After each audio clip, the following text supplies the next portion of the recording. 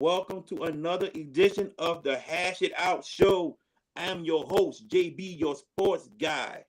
And tonight I'm being joined by my good friend. You can catch him on Crescent City Sports, the one, the only, George Peppers. George, what's going on, man?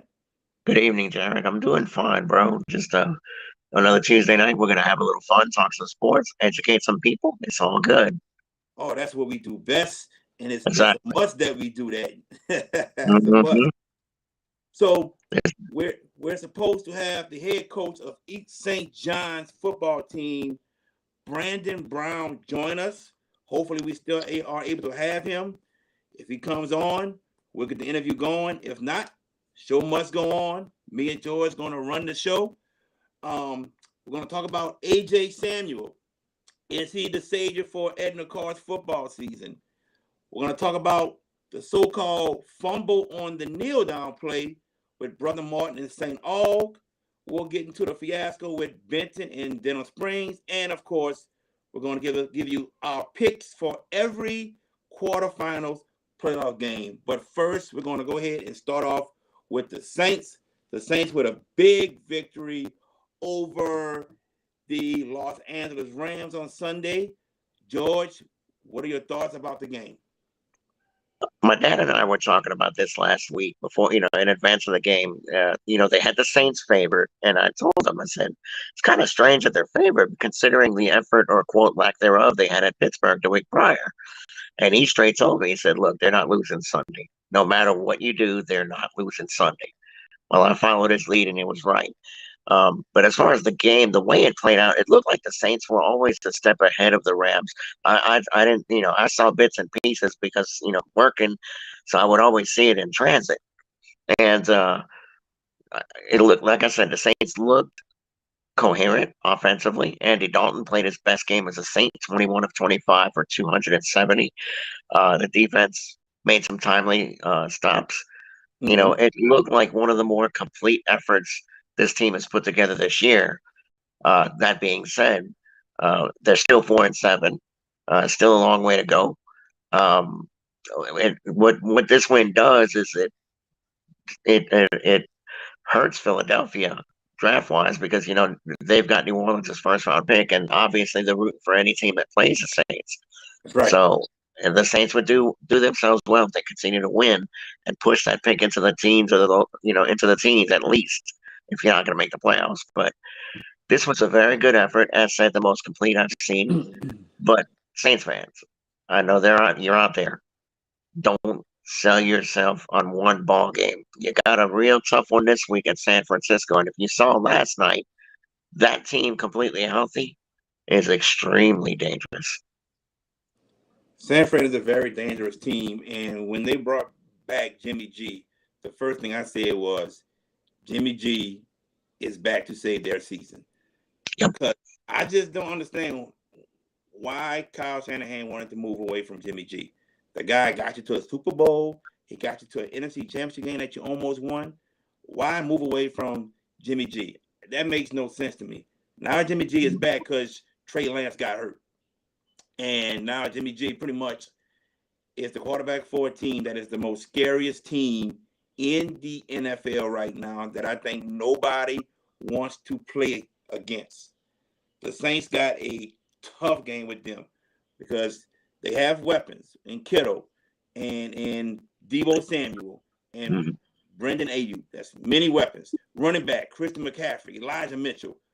You have too many weapons to cover. And on defense, their defense, their defense is superb. So, Mhm. what kind of a game plan can you come up with to beat this team if you're the New Orleans Saints? I just don't know. Do you know? No. I mean, logically speaking, the 49ers should be what they are. They are a 9.5 point favorite over New Orleans on Sunday. I get it. That makes a lot of sense to me. If you're the New Orleans Saints, what's the game plan you employ? I think if you're the Saints, you try to play it close to the vest, but not too close to the vest. What I mean is use your running game, Kamara and company, mix it up. You know, don't try to trade scores with this team because I tell you, you got Ayuk and Debo. that can get you a touchdown on every play. Mm-hmm. And it's not an exaggeration. These dudes are lightning quick. And you got CMC out the backfield, Christian McCaffrey. Yep, Uh, that's a tough cover either way, whether you get him in the backfield or he releases out into the slot or the flat and whatnot. So if you're New Orleans offensively, you're going to have to play a smart game. Do what they did against the Rams, Sunday. That was Pete Carmichael's best game as a play caller by far. He's going to have to draw back to that again Sunday. But this is a different animal. Even if they do that, I'm not sure that the Saints' best on their day is good enough. The 49ers would have to fall flat on their face for the Saints to have a real opportunity to win this thing. I agree. I totally agree. Um, is it doable? It is doable. I think the running game has to be well established in order for the passing game to work this game. And you saw San Fran last night. Colt McCoy was under pressure 24/7. I think the same thing about to happen to the Saints. I think they're going to send pressure many times, and with them not having Michael Thomas, they're definitely going to blitz, without a doubt. And the Saints got to make major adjustments within the game to beat the 49ers. So they have their hands full, big time. Mm-hmm. I'm with you. Defensively for the 49ers, they're gonna feast on the Saints offensive line, which is somewhat offensive in in Yeah. the in the most in the most nicest term I can think of. Um, I, I don't know how you individually block Nick Bosa, Fred Warner, and those guys, and you know, oh goodness, I mean they've got studs, and Yeah. if you're New Orleans, yeah, what blocking scheme do you set up? I mean, zone blocking is one, but if those dudes are just going to bull rush, Andy Dalton might find life tough on Sunday in Santa Clara. I think they're going to send a hot tub for him after that game because, look, I want to be optimistic, because we live in a city that supports this team, but in a realistic sense, you need to draw up a scenario that is not even plausible for this team to win Sunday.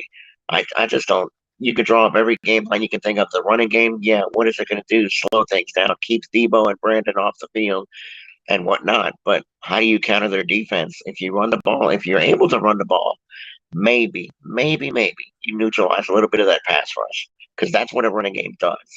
But even saying that, that offensive line for the Saints is average at best, and Mm-hmm. average ain't gonna get it done against San Francisco. Totally agree with you. All right. The college football playoff standings just came out. Mm-hmm. LSU is still at number 5. No, they moved up to number 5 from number 6. Excuse me. What are Mm-hmm. your thoughts about that? Not surprised. I thought the polls scared me a little bit, considering the coaches falling to AP, kept them at 6, and jumped USC. After USC scintillating exciting win against UCLA, which was a great game, 45-42, great football. If you like offense, that was you. But for LSU, you don't panic either way. Why? The playoff path is still clear. I mean, A&M this week is a different beast because they're out of the bowls and they could ruin LSU. But Right. LSU being fifth doesn't surprise me at all. They get A&M. That game is here, I think. Am I right? I No, it's believe at A&M. At that's A&M. that Kyle Field. Oh boy, Yes. that could be. It shouldn't be problematic because A&M's offense is completely horrible. And I Mm-hmm. like Matt Johnson, but the indecision by Jimbo Fisher and company, LSU should be fine. You would think, but being fifth, Ohio State and Michigan play this week, so somebody's got to fall. I mean, there's no more ties in college football, so somebody's going to slide out the rankings. We'll see. But LSU's fine right now. It's in 2 weeks where they're going to be in the same spot because Georgia awaits, and that's a different animal in and of itself. We know LSU needs to win out, and they need a little bit of help from those inside the top 4. To me, if TCU loses and LSU wins out, I think LSU slides in. Hmm. I also think if USC beats a ranked Notre Dame a ranked Oregon. Mm-hmm. I think there's a possibility that they can jump LSU. I don't think they should due to LSU's schedule and playing tougher opponents, but it's possible. Also, this is a question for you. What if Ohio State and Michigan play a close ball game or goes into overtime, and let's just say Michigan loses? Is it possible that Michigan can still stay in the top four? That's a slippery slope question because you look at that and I want to be the Michigan. I mean, I'm a Michigan fan, so I'm going to be objective and not fanboy. Objectively speaking, it's kind of hard for me to look at their schedule. Michigan, if they lose, look at the non conference schedule. It ranks 80th in the nation. Yeah. Not good. You beat No. Connecticut. Well, Connecticut's a bowl team. Okay, fine. But you beat Colorado State, who's no good. You beat Hawaii, who's no good. You beat a couple other cream puffs. They've tested themselves well in the Big Ten. They're 7.5 point underdogs. I get it. It's a revenge game for Ohio State. I understand why that spread is what it is. There's nothing wrong with that spread for me, But for Michigan, it would serve them well to win that game. If they lose, let's say 38-35, close game, field goal, something like that. I don't know if there's a pathway even or they would need calamity to stay in that top four. I think they would need a little bit of calamity. But you mentioned TCU in your talk just a second ago. I'm going to tell you this: in 2 weeks' time, if they play Kansas State in the Big 12 championship, they lose. You heard it here first. Kansas State's going to get them. They should have had them the first time. They let a lead get away. TCU is not going to be anywhere near this playoff when it's all said and done. I mean, they've done exceptional, but I'm not to the eye test. They're not one of the four best teams I've seen this year. To But me, George, that's just they finished games and they're close. Like they've won like 8 games by 10 points or less. yes, They they find have. a way to win at the end. Mm-hmm. But to the eye test, I mean, if you line up TCU at 4 and Georgia at 1, Georgia wins that game, correct? I mean, you would think Georgia gets it done there. I agree. You know, Yes. TCU and Ohio State. Let's play matchmaker. Ohio State. Yes. Who wins that game? With that Ohio State. perimeter, Marvin Harrison Jr., Kabir, Nabja. I can't get the guy's name. The other big You receiver they got got. Marvin Jr., Yeah, Egbuka, and you have Jackson Smith and Jigba. exactly. How does TCU defend that? I mean, like I said, they've been courageous all year long. And then you mentioned USC. They've got the +1 like LSU. I'm not sure they beat Notre Dame this weekend. I'm Look, not I sure. know it. Huh? I'm not sure that they can beat Notre Dame also, to be honest with you. I mean, again, Notre Dame catches them at the right time. Big rivalry game. This is the right, and I think SC hosts, if I'm not mistaken. But that being said, Notre Dame, people threw them out of the window after the first few weeks. So Marcus Freeman has turned this team around. They've gotten an identity on offense. They've moved the ball with consistency. Sure, 2 weeks ago they had that little slip up with Navy when they were up big, and then they let Navy get back in it. But for the most part, the Irish have really clicked down the stretch. I think they could beat USC and take them out of the equation. That's just my opinion. I think LSU wins out, and They're like I said, going to. one of those teams loses. I think they'll get in. Also, when we talk about strength of schedules, TCU strength of schedule is 20 points better than Ohio State and 40 something points better than Michigan also. So Yep, that plays a factor also. of course. So let's move on, my friend. And we are now going to high school football. A couple of topics we're going to talk about that happened this past weekend. We're going to start off with AJ Samuel. And I'm going to go first on this, George. And I'm Mm-hmm. not exactly going to start off with the game this past Friday night. I'll get into that. AJ Samuel, ever since taking over the reins as the starting quarterback for the Edna Cougars 2 years ago as a sophomore, has been, to me, one of the most scrutinized quarterbacks ever. Ever. And let me start off with the championship game 2 years ago. Many people, many people. What up, David DK Kinsey? We're gonna get to that betting game in a little bit. Many people blame him for losing that game to Karen Crow. You didn't though. You didn't, George. You didn't. Mhm. You called it. You said Karen Crow will win. Am I correct? Correct. All right. Myself and a good friend of ours, Mike Compage, who covers Mike. that area. Yep. Mike You know. Cobbage too. Yep. He got blamed from a lot of people. The following year against Westgate, and if you play quarterback in high school, college, and NFL, you're gonna get criticized from a lot of people. It is what it is. I mean, it's the quarterback is the most talked about person on every football team. David D.K. Kinsey, yes, I know about that story too. AJ Samuel is my cousin. I know about that also. I'm not gonna talk about that, but yes, I know about that. They're talked about the most. And when you're at a game, there is football talk. And I was at the game at Westgate last year. There were people behind me saying, "Oh man, AJ, he ain't ready for the lights. He ain't ready for the lights. Man, look at this. He ain't ready for the lights." Right there behind me. Now, it's not a personal attack, but it's football talk, but they going off about it. AJ's mom is sitting right in front of me, and I know she's getting frustrated. And that's another story for another day. I want to get to this year now, because there was somebody that said Edna Carr will be doing the same thing that it has done this year without AJ Samuel. And I sat there and told this person, I said, you are completely wrong. 2 years ago, we had Destin Hill, that was AJ's number one target. Last year, Aaron Anderson was AJ's number one target. Guess what? AJ commanding the ship. He telling the receivers where to go, where to find a spot, the open spot in his own defense, all that stuff. And he's getting each receiver the ball. All these weapons that he has. Well, guess what? This past Friday night, AJ was cleared to play. He had to wait 2 weeks for an AC joint sprain. All these reports coming out that AJ tore something in his shoulder. He broke his collarbone. I don't know where all these rumors came from.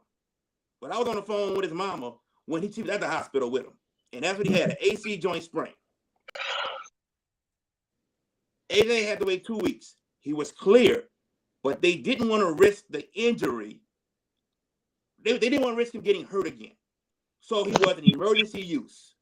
Let me ask y'all something right quick. Does Carr beat Scotlandville without AJ coming in the game to save them?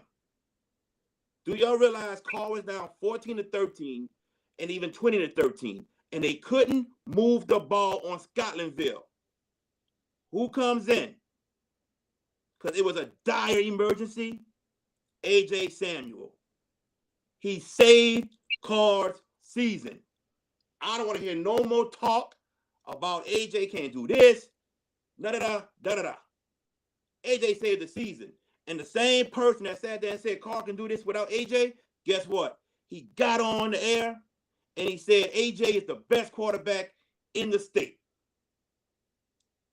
Wow. When you look at the game itself, I'm going to go to the game first, and I'm going to give my thoughts on what happened with AJ. Go ahead. Okay, the game itself, Scotlandville was not going to get embarrassed again. This is a playoff game, and the second time you play a team, if you're Bryce Brown, you should know they're going to make adjustments. It's on you to counter adjust. And I didn't see any of that for most of that game Friday night. I always said Bryce has trouble making adjustments or doesn't make adjustments when needed. Exactly. Said that. Exactly. And kudos to you for saying that because it's on point. Mm-hmm. That being said, you credit Scotlandville, the Hornets, for a great effort. Those kids were severely outmatched on talent scope, but for the effort they put together, and that's not that Carr didn't put it together, but Scotlandville really came to play. And I think it's a little combination of Carr's guys that were in there saying, "Oh, we beat them 40-7. We're going to do it again." Once they realized they were in a fight and they weren't going to be able to move the ball with consistency, here comes Superman, aka AJ Samuel, because that's what he was when he came in. What happened? Ding, ding, ding! 3 touchdowns, ball game. Good night. We'll see you next week. Scotlandville, turn your uniforms in. Uh, but AJ Samuel being the best quarterback in the state, I think he's one of the best. I mean, you got to give Arch his due. You got to give Eli his due at Zachary. Um, but AJ is in the discussion, and for the person, and we both know this person, to say what he said prior to, if AJ doesn't start against Baton Rouge Catholic, that's a skull dragging. Correct. Baton Rouge Catholic would eviscerate Endicott. Yep. And, I know that we both have said Endicott's the best team in the state, regardless of any class. I stand by that statement. But AJ Samuel is the engine that makes it go. He's the And catalyst. Yes. exactly. And it's a tough spot Friday night on the road at Baton Rouge Catholic. And I know we're going to break that game down during the pick segment, but AJ Samuel has got a fan in me. I think this kid, he's an outstanding player and a very humble dude, too. Very. Uh, very humble. He's not one of these not extravagant, boisterous kinds, unlike another Metro quarterback I'm not going to mention, but you and I both know who I'm talking about. Know my high school, but I'll leave that alone. But I like AJ Samuel and what happened Friday night. Look, to all those that were like, "Oh, Carr," and they actually had some people that were on my timeline saying Carr was overrated. I'm like, really? I'm like, check yourself.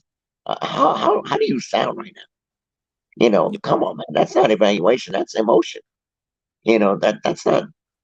You know, that's prisoner of the moment talk, and we don't do that. You wait, you evaluate, and we do that. And Carr's in for a fight Friday night, obviously, because Baton Rouge Catholic ain't no slouch. Yep. But I'd love my chances if I'm Bryce Brown with AJ Samuel playing quarterback, and you saw what he did against Colorado in a span of what 6 minutes, 7 minutes, I think. When they get through, Yeah. just like that, ding bang, good night. So Yep. I mean, for all those detractors, go back in your cubby hole, get your thing of yoo-hoo, and you're good. Without a doubt. When it was 7-6, I texted his mama. I said they might want to pull a plug. That's not what I meant to say. What I meant to say was they might want to put the plug in the socket because they're gonna need AJ. Yep. And if Bryce didn't play AJ at all, I wouldn't have a problem with it because that's Bryce showing that he's more concerned with AJ's safety. But with that being said, AJ was clear to play. He was clear. They just didn't want to risk it and to put him in for emergency only. I'm good with that. And you saw what happened. You saw the magic and nickname him now the Savior. I don't care what none of y'all say. Nickname him the Savior because that season for Carr was over with if AJ did not play. Period. That's your Savior. I'm going to bring in Mr. VK Jones. Here's your buddy George. VK. Uh, Hi, VK. Oh, VK, you there? He's smiling. Can you hear He's us? smiling. He's frozen. Yeah. Moving very, very slow. Can you talk, VK? Can you speak? Yeah, I can hear you. Oh, there you go, VK. How you doing, VK? I'm good. First of all, I would like to apologize. You better. God, don't apologize. Yes, I will. I will. First of all, and my goodness gracious, it was one of these days today that I was trying to get stuff out the way since I had an off day today. You know what I'm saying? Out for my regular job and another job, and I get home and I'm just straight up chill, and I'm knocked out. I fell asleep. It was like after 3:30, and I didn't even realize until I woke up. I was like, oh my god, it's after 7. What the hell I've been doing? So you know what I'm saying? I should have set an alarm on my phone. So it's my fault. And I think something came up with our guest tonight. You know what I'm saying? 'Cause that was the thing too. Because I had got a text. Something came Okay. up with Coach, and he apologizes for not joining and everything. Something happened with his family. Okay, So it was an understandable. emergency. So, man, but I was wondering if everything was going okay. And then also when I seen the text, now with you with Coach, I was like, oh man. So, but I definitely apologize, people. Good to be here. And I see David DK Kenzie's question. I'm gonna answer that in a minute. But also I'll definitely answer that in a minute. But I think It's the next topic. I was asking I was at the game and covered it, did the story and everything else. Hold on. That's not just saying all yet. Because Not saying all, but I'm talking about that in the car. okay, go ahead. Yeah, you were there. You were there. Yes, sir. Go Yeah, ahead. yeah. Because the thing was, me and you talked last week. Biggest thing you said was he's good to go, he's ready. I was talking, Holland and AJ before the game. He was like, I'm ready, I'm good to go. I'm like, all right, cool. So all of a sudden, when the game started, it kind of didn't surprise me that here comes kids starting things off at the Wildcat quarterback. So I'm thinking, okay, they might be trying to save him. They're trying to see what happens. And the way it was looking, it started not to work, but credit Scotlandville. And man, I mean, the game plan, like I said, and the biggest thing, and I'm gonna talk about the main subject, especially when we get to St. All.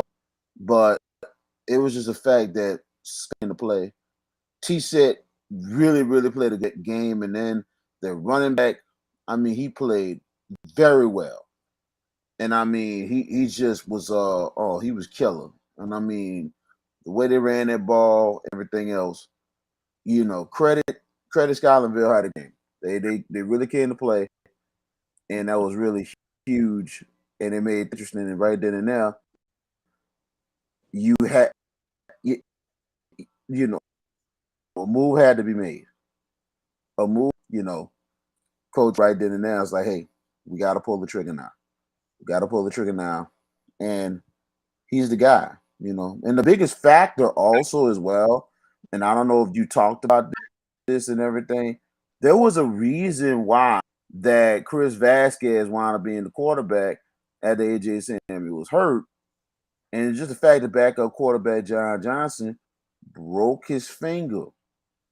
So there was a reason why Vasquez was in that quarterback instead of Johnson, even when AJ Samuel got hurt a couple weeks ago. So that was a huge factor, and it changed really the dynamic of everything. Because usually Carl would have somebody ready to go, but for one of the few and rare times that happened to a car team that you not have that other guy in the waiting. So very fortunate for Carl, and it's good. And I think AJ is gonna be ready to go 100%. But he is that guy, and there's a reason why they're in the car where they are right now because of AJ Samuel. Well said. Well said. All right. AJ Samuel and Catholic. We will get into that game later, but let's get into this Brother Martin St. All game. Now, I'm going straight to the fourth quarter with a few seconds left, about 30, 40. Third down. Brother Martin nails the ball. There is a fumble. St. All recovers, but the ref says the kneel down happened. I talked to George Peppers earlier in the week. George Peppers, from his view, he said that there was no fumble. I saw a video on YouTube from K. Rob, and he is directly behind Brother Martin. And you guys have to look this up yourselves. Y'all have to see this. That fumble was clear and evident. St. All recovered a fumble. The ref missed it. To me, the only ref that had the best view of that fumble is the white hat, who is behind Brother Martin also. I watched that video about a good 10 times. I went to my computer and did it in slow motion to make sure that I'm seeing what I'm seeing. It was a fumble. Nick Foster was very, very upset. And Nick Foster is a mild-mannered guy. and he was hot. He was going off. And I'm not saying St. Paul would have tied it or won the game, but in my opinion, with that mistake happening, they should have had a shot again to go down the field and score. George, your thoughts? You sent me a still picture of the actual play itself on my Facebook Yeah. Messenger, and I looked at. I've yet to look up the video and whatnot. Now it would be easy for me to pick on our good friend Rashawn and ask him how that recliner is looking. How's it seating? But I'm not going to do that. I mean, because I looked at that still, and I'll see the video. I'll find the video and I'll look at see. it. But I'll send you a link when we do that it. I'll send works. you a link. Yeah. That works. All right, but to say that St. Aug would have had a shot, they would have won the game because the possessions they had in the fourth quarter, they were 4 play drives, 2 of them in a row. They scored twice on 4 play drives. They hit the quick strike, and they hit Brother Martin where it hurt. Um, I think they would have won the football game, and I know it doesn't lessen the hurt of losing, but and look, let's not take away from what Brother Martin did in this game. We all three of us knew that the Crusaders were going to be a tough out in this second round because it Yeah. was a rematch situation and it was a 14-13 airtight affair in just a few weeks earlier. So we knew, all right, I see it. Uh, so we knew that this was going to be a close game. And, I thought Aug's playmakers were going to be the difference, late. But VK, I want to ask you, why wasn't your boy at quarterback after Amari got hurt? That's a good question. It's a very good question. And I haven't what I'm saying, haven't really talked with Nick Foster myself personally. We all have our days and stuff, so I definitely gonna reach out to him sooner or later. But Mm-hmm. I don't know, I don't know if Dawson was ready or not, but I really thought, in my opinion, that's something I told you about and talked with you myself. Because looking at the game, it's like, why is he not in there? Why is he not in there? Because of the fact of the matter is he's a factor because of the fact, not just the fact that he can throw it, but also he can run the football. And that's Mm-hmm. something that could change the game right there. And this was a time that should have been done, in my opinion. But we don't know.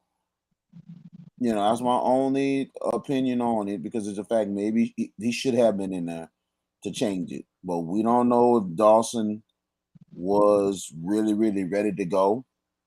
We knew that he's been getting to be 100% or whatever because everything was the rehab was pretty much a took very much long and tough process. So and I don't know if they probably and we don't know if Nick was probably trying to save him and not risk or whatever. We don't know. But we hoping I'm thinking in the back of my mind he should have had a chance to play in there. But regardless of the fact of the matter, you look at this whole thing, and I looked at the video myself, and I'm like, wow, it just didn't surprise me at all. But at the same time, here's the thing. Here's the bigger picture. And I feel the pain for Nick Foster on that one. I think it should have never came down to that. Should have never came down to this. You gotta come out and you have to dominate a ball game like this. And the Mm-hmm. biggest thing also as well, and I'm gonna say this again, and I'm getting a little tired of it. Avoid rematches. Avoid rematches as much as possible, in my That's kind opinion. of hard to do though, depending on It the seed you get. bottom line is, and it is kind of hard to do. If it happens, it happens. But rematches, I don't care what anybody say, and I think certain people are starting to be ignorant. It's the hardest game you ever gonna freaking play. I agree. Look at it in the Because I the numbers. agree. fact of the matter is, you play a team twice. Oh, we dominated the first time. The second time ain't gonna be easy. The other team gonna be ready. They remember. The other team remembers because they're gonna come out. They're gonna come out smoking. They're gonna handle business because of the fact they remembered. There's been you didn't see this over the years. The other team, I'm gonna say this, the other team maybe 60 to 70% of the time, they get the payback. You've seen it. They get the payback. Or some way, somehow the team who won before, they'll hold on and win by barely this much. You seen it last year. And I told the St. Aug fans this. Hold on to your butts. Look what happened last year with Brother Moore and the Jesuit. How Brother Moore dominated Jesuit last year. And Jesuit turned it around. And not just beat them handily. Beat them handily. We didn't see too many rematches that resulted in the other way. I'm going to give you one of the greatest examples of why rematches are tough. Let's go to 1999. The West Jefferson Buccaneers with Marlon Favorite, with all these other great players for the Bucks, led by Hank Tierney. Oh, hold on. They go. Hank wasn't there in 99, bro. Marlon wasn't either. Marlon wasn't even in high school in 99. He got to go a few more years, like 2000, 2002. Well, excuse me, 2000, 2002, 2003. I'm sorry. You're right. But you got an idea where I'm coming from. Yes, I do. know, I'm not perfect, but I know what I'm talking about. You know what I'm saying? But at the same time, it's the fact of the matter is West Jeff was undefeated, and they were really, really good. And then all of a sudden, what team that gave West Jeff a hard time? Higgins. Higgins gave them a hard time in that last game, and they got away with a win. In the back of my head, I'm thinking, I'm like, okay, like West Jeff, they could make a deep run. And I was thinking in the back of my mind, I said, I hope something don't go wrong. And I'm like, if they have them face Higgins again, it's about to be trouble. All of a sudden, when the parents came out, West Jeff went against Higgins in the first round. And I was like, oh my God, this is trouble. This is trouble. I'm saying it's the fact of the matter is when the second time a team plays, it's tough to prepare for, especially in the last 2 weeks. On the last 3 weeks, it's a tough game. I'm saying that because I've seen it many times as as not just a fan, but also as a journalist. And Dave, come on, man. I see what you're talking about. I'm like this. Look, but here's the thing. I'm being real with you on this one. You've seen this before, Dave. You know it as a player. When you go against a team a second time, that's the toughest game because it's almost like you don't want to see him again. Especially a team when the game was that tight. No, you don't want to see him again. You want to if you want to see a team again, you rather see them again maybe in the state championship game, maybe the semifinals. You don't want to see that team again. You don't. You want to avoid the rematch at all costs. And I just had a feeling that this was going to happen. I'm not going to throw. You said you were scared. You said you were scared. Bruh, I'm not going to throw shots at Woodlawn at all. Good program for Marcus Randall. But they wet the bed when it was the moments right there. They wet the bed. You're 20-0. You got to put it away. That should have been a nail in the coffin for Brother Martin. And for Brother Martin to score 45 straight, I'm like, oh no. I just knew right then and there. I'm like, this is going to look like last year with Jesuit and Brother Martin. Different game. Different game. Credit St. Aug for coming back. Credit the Purple Knights for coming back. Almost pulled it off. But you got to find a way to dominate a team like that. It didn't happen a couple weeks ago the first time. But credit the Crusaders defense. But you just knew right then and there, if that offense comes around for Brother Martin is going to be pretty scary. And now They are in the quarterfinals this week, and it's kind of crazy, very very crazy. All right, guys, go to our next topic before we pick the quarterfinal playoff games. So, up in Benton, Louisiana, the Benton Tigers are up 26-25. And apparently there's a clock running. I don't know if it's game clock, play clock, I don't know. And I can't see it on the video that I saw. It's on YouTube on the Denham Springs High School football page on YouTube. You can see it there. Supposedly the head coach asked the ref, if we kneel with 1 second, are we okay? It's a game over. And supposedly a ref told him yes. I don't know if that's game clock or play clock. But moving forward, one of them clocks hit 1 second. They snapped the ball. The quarterback took 4 steps back and then fell down. The game clock stopped at 0.6 seconds, and that was 4th down. So with 0.6 seconds left, Denham Springs goes for the game-winning field goal, makes it, and they win the game. I'm going to go first on this.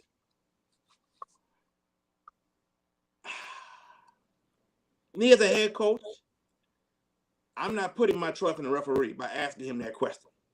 I'm not. I'm going to have my quarterback run around at least. The ball was like on the 30-yard line, on their own 30-yard line. You could have ran backwards and slid. Waste the clock till it's 0. Then go down. That's how I feel about it. I'll put that on the head coach. I'm not putting my trust in the referee, telling me, yeah, you snap it at 1, you win. And look what happens. George Peppers. I would love to concur with you. But and Reynolds Moore was absolutely savage after the game. Just how his I mean, obviously, to lose in that, it's rare in any level of sport to lose that way. In that fashion. A kneel down. It's supposed to be done. Game over. Some stadiums don't run tenths of a second clocks. Some do. They do. But that being said, it's inexcusable for Reynolds Moore to allow this to happen. You've got to be on point with the clock management. Watch the clock. And I'm like you. I don't trust referee. I don't trust the referee. I've myself, even covering games, I've had issues with some referee, and actually got into a verbal confrontation with one years ago. So I'll share that story another day. But if I'm Reynolds Moore, I'm telling my team, look, make sure that clock hits 0. Don't give a flip what that referee says. Make sure that bad boy reach triple zeros because we go to the quarterfinals next week and they go home. And that would have been a long bus ride home for Denham Springs. Yeah. But this is on the head coach. As simple as that. Referees make mistakes, yes. But this is plain and simple on the head coach. You've got to be cognizant of the time and be able to manufacture it in the correct fashion to allow your team a chance to close the deal. And they didn't. And they got what was, look, I hate to say it that way, but they got what they deserved. You messed around and gave Denham Springs an opening, and boom, they used the get out of jail free card and got the field goal to win it. Now Denham's playing a home game against Ruston this week. Benton turned their uniforms in Saturday. So, I mean, this is on Reynolds Moore. Just as simple as that for me. ZK Jones. Well, I gotta agree with both of y'all. Gotta agree with both of y'all. This, and this is where the history books come in again. This is why I've been doing this a long time. Because the fact of the matter is that, not just me being at every game, but also being a player, being a spectator, remember certain things. I remember I was a sophomore in 1994 at St. Augustine. St. Aug played Bonneville. Bonneville, with Robert Robertson and company, Derek Williams, they handled business and they outplayed St. Aug. And to me, got the job done. They got the job done and should have won the game. Coach Mike Villamaret tells Derek Williams, I need you to run to the end zone. but I need you to take the safety. I thought it was the coach, but then when I look at it again and look at the footage, I'm thinking, okay, I see Coach what was saying. Just take the safety. You win. The clock runs out. You win by 1. So he runs back. He runs it back, and it's like 50 yards. He runs back. 40 yards. He runs all the way back, and Williams throws the ball up right before he gets into the end zone. Now Williams, all he has to do, go in the end zone, kneel on it, or go down with it. Safety, clock runs out. No, he threw it up before he even get in the end zone, and the DB for St. Kamal Smith, very fortunate to follow him. He grabs the ball and he's in the end zone. Refs gather and then kind of find out touchdown St. Aug. St. Aug gets the 2-point conversion, wins the game. So with that being said, Coach Reynolds Moore should have known better. Should have never asked that question. To me, in that situation, even with a tenth of a second clock, now you got that now in certain stadiums now. He should have ran the football forward, and it would have been just enough time that clock will go 0 and the game is over. Should have never been a kneel down, knowing this is 4th down. That ball's going to go over, even if there's 1 second left. A kneel down is not the play on 4th down that late in the game. And I don't care what time it's on. Run the ball forward. I don't care if it's a sneak. Run the ball forward and let your offensive lineman block their behind off. This is probably the biggest play of the season. Block your behind off. Run the ball. Give us enough that clock runs out. And that should have been done, and Benton should be. And hearing this is like, wow. They should be in the quarterfinals. And Denham Springs, probably one of the biggest stories this year in the state. They are still in the playoffs. All right, everybody. Now we're going to move on to our picks. VK asked last week to start with Division 4. So his wish has been granted. So thank you, my brother. Despite my lateness, thank you so much. Yeah, you're lucky. But anyway, here we go. I deserve that. Very lucky. Here we go. Division 4 non-select quarterfinals. Kentwood will be hosting Oak Grove. The number 1 seed Kentwood taking on number 8 Oak Grove. I have Kentwood. George Peppers. Wouldn't this feel like a state championship game some years back? These two, I mean, with the perennial powers that these two are. I mean, they're obviously not the same programs, but Kentwood getting back to number 1, Oak Grove trying to find their way back post Vic Dalrymple. I've got Kentwood though. I think they get the job done. Oak Grove's a tricky team because they run the ball so effectively, but I think the Kangaroos at home, it's tough to win under the tank, and I think Kentwood gets it done. VK. Should be a hell of a ball game. Should be a very good ball game here. Oak Grove, very good program and everything else. But I think, like I mentioned all season long, Kentwood, one of the best all-around teams in the state. And I think they're going to prove it again at home in the tank. I think Kentwood gets it done. All right. Still in Division 4 non-select, we have, help me out, VK. You Basil? You picked that one?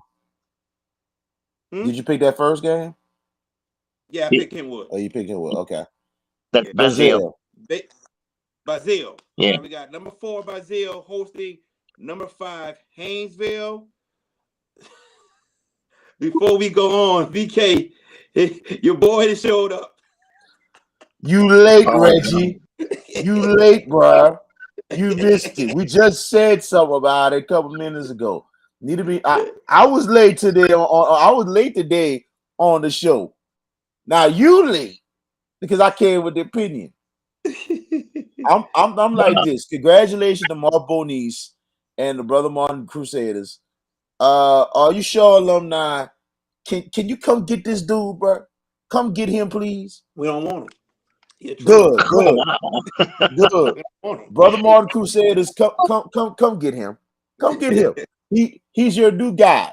he don't claim Shaw no more. That's all I gotta say. Hey, when his son graduates from Brother Martin, watch how he be claiming Shaw so much. Watch. You won't hear Brother Martin out his mouth no more. I promise you. I promise you that. That's how I do. Oh That's how I man. do. And all I know, he ought to be fortunate that St. didn't get that fumble, but like I said, should have never came down to that. That's right. All right, here we go. Brazil, number 4, Clean boy. Brazil. Hosting number 5, Haynesville. I got Haynesville. George Peppers. If you pick this game on reputation, you go with Haynesville. Not saying they can't win, but on rep, on pedigree, the Golden Tornadoes are your pick. I still will pick them, but Brazil is nobody to be taken lightly. I read the people on Sportsline and those that cover different areas of the state.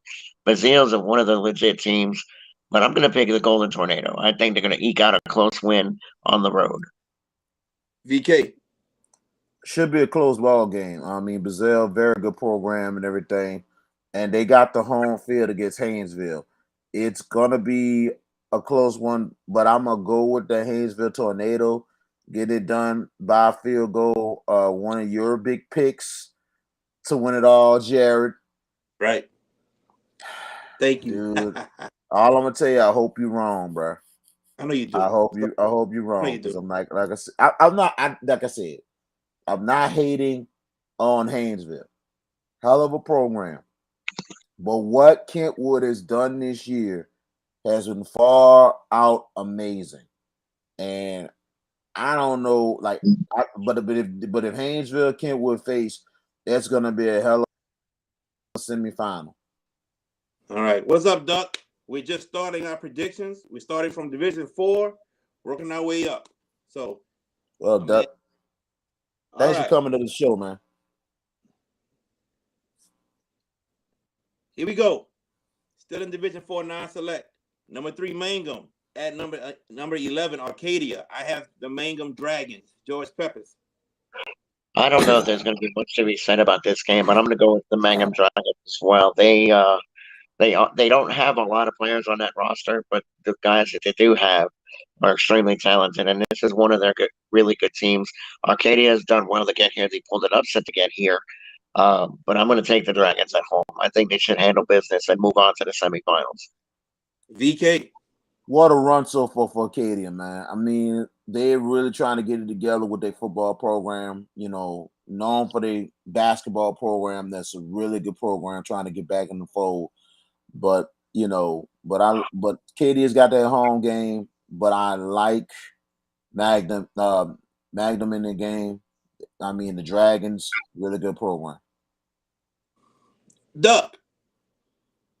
I can put you on the show. I just need permission from your head coach. If he says it's okay, ain't no problem with me, brother. You're an adult. I'm not gonna have any kids in my show, but you're an adult and an assistant coach. Your boss says it's cool. I'm with it. Ain't no problem. Yeah, get with Coach Hank on it, man. I mean, it was good to have you on the show, because you got to think, this is Duck D'Artagnan Miller. He used to be a wide receiver for the Archbishop Shaw Eagles. Very good, hard-working receiver, indeed, when he played. And he's done some good work, especially coming back to Shaw.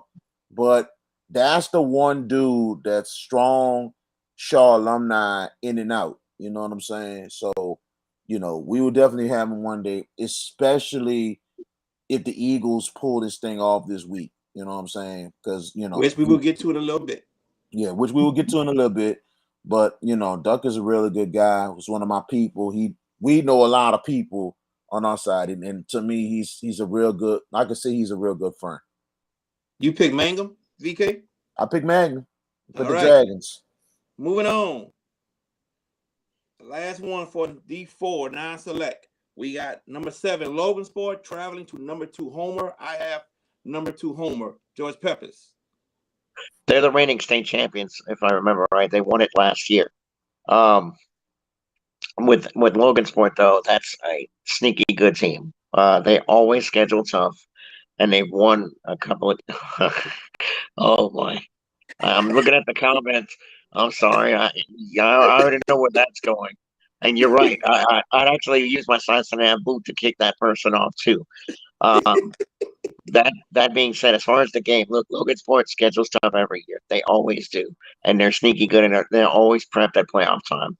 But I'm going to go with Homer as well. I think this is a close football game, but I think Homer with the home field, it's enough of a difference to get it done. VK. Well, I know where this point is going, but let me make my pick first, and I'm gonna say what the point that my boy Blue Jackson saying. All right. I'm going to pick the defending state champions, and that's Logansport.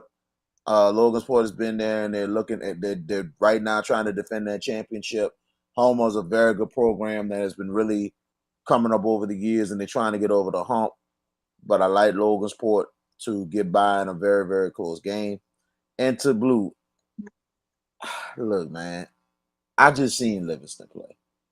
I'm just going with what I think it is. You know what I'm saying? And I was wrong. I did not say the biggest thing I did say that it would be a challenge. I didn't pick against Shaw. I picked Shaw to win. But I was saying in respect of the Livingston program and a good future that they have under Devin Francois. It's just the fact of the matter is that's true, Blue, but they played in the tough district though. Three of the teams are in the playoffs.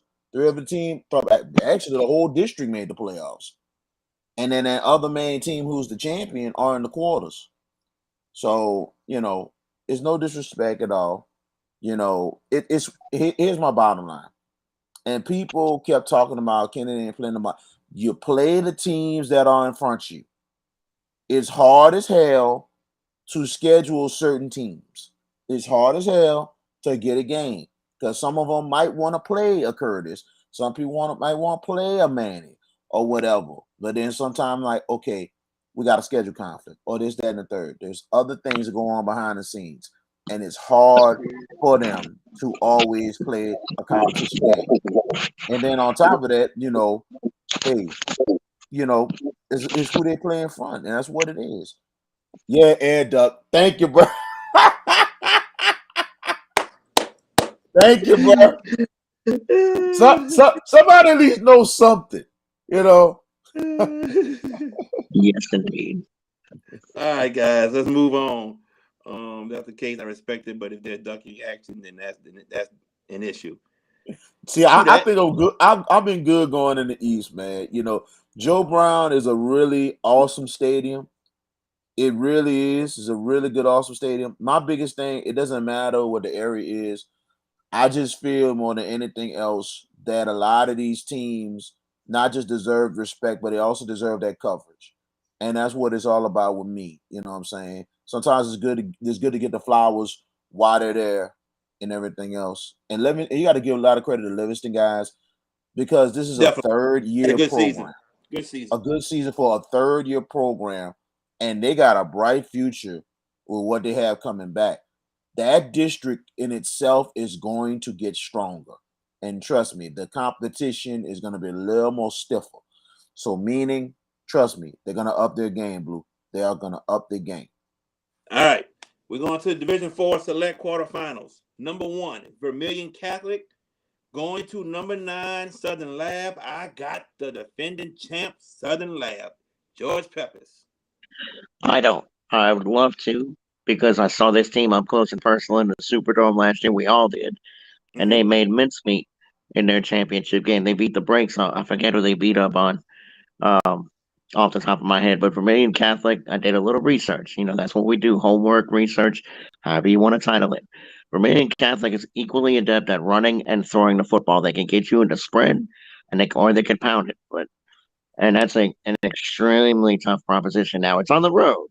It's at Southern Lab, and that's a very tough place to win. At Mm-hmm. at Lab, that's a very tough home field. Um, but I feel like Romanian Catholics is on a little bit of a mission here. They're going to try to validate this number one ranking. And look, Southern Labs has what they want, a championship. And VC is going to take that step. This is going to be a tantalizing game, but I think the road team ekes out a close one. George, sorry, VK. I'm gonna be real on this one. The over under, Seven. huh? 70. You got it. You got it. You got it. I'm not gonna even go 7. I could say 55. 55 on this one because of the fact that it's gonna be a high scoring ball game. High scoring ball game indeed. Vermilion Cat, very good squad. They've been coming up. I like their program, how they do. You know, they was in the state championship years ago and they won it. These guys looking for another title. And Southern Lab, they're a very good team. Here's the thing about Southern Lab. I don't know if they're gonna have the home field advantage.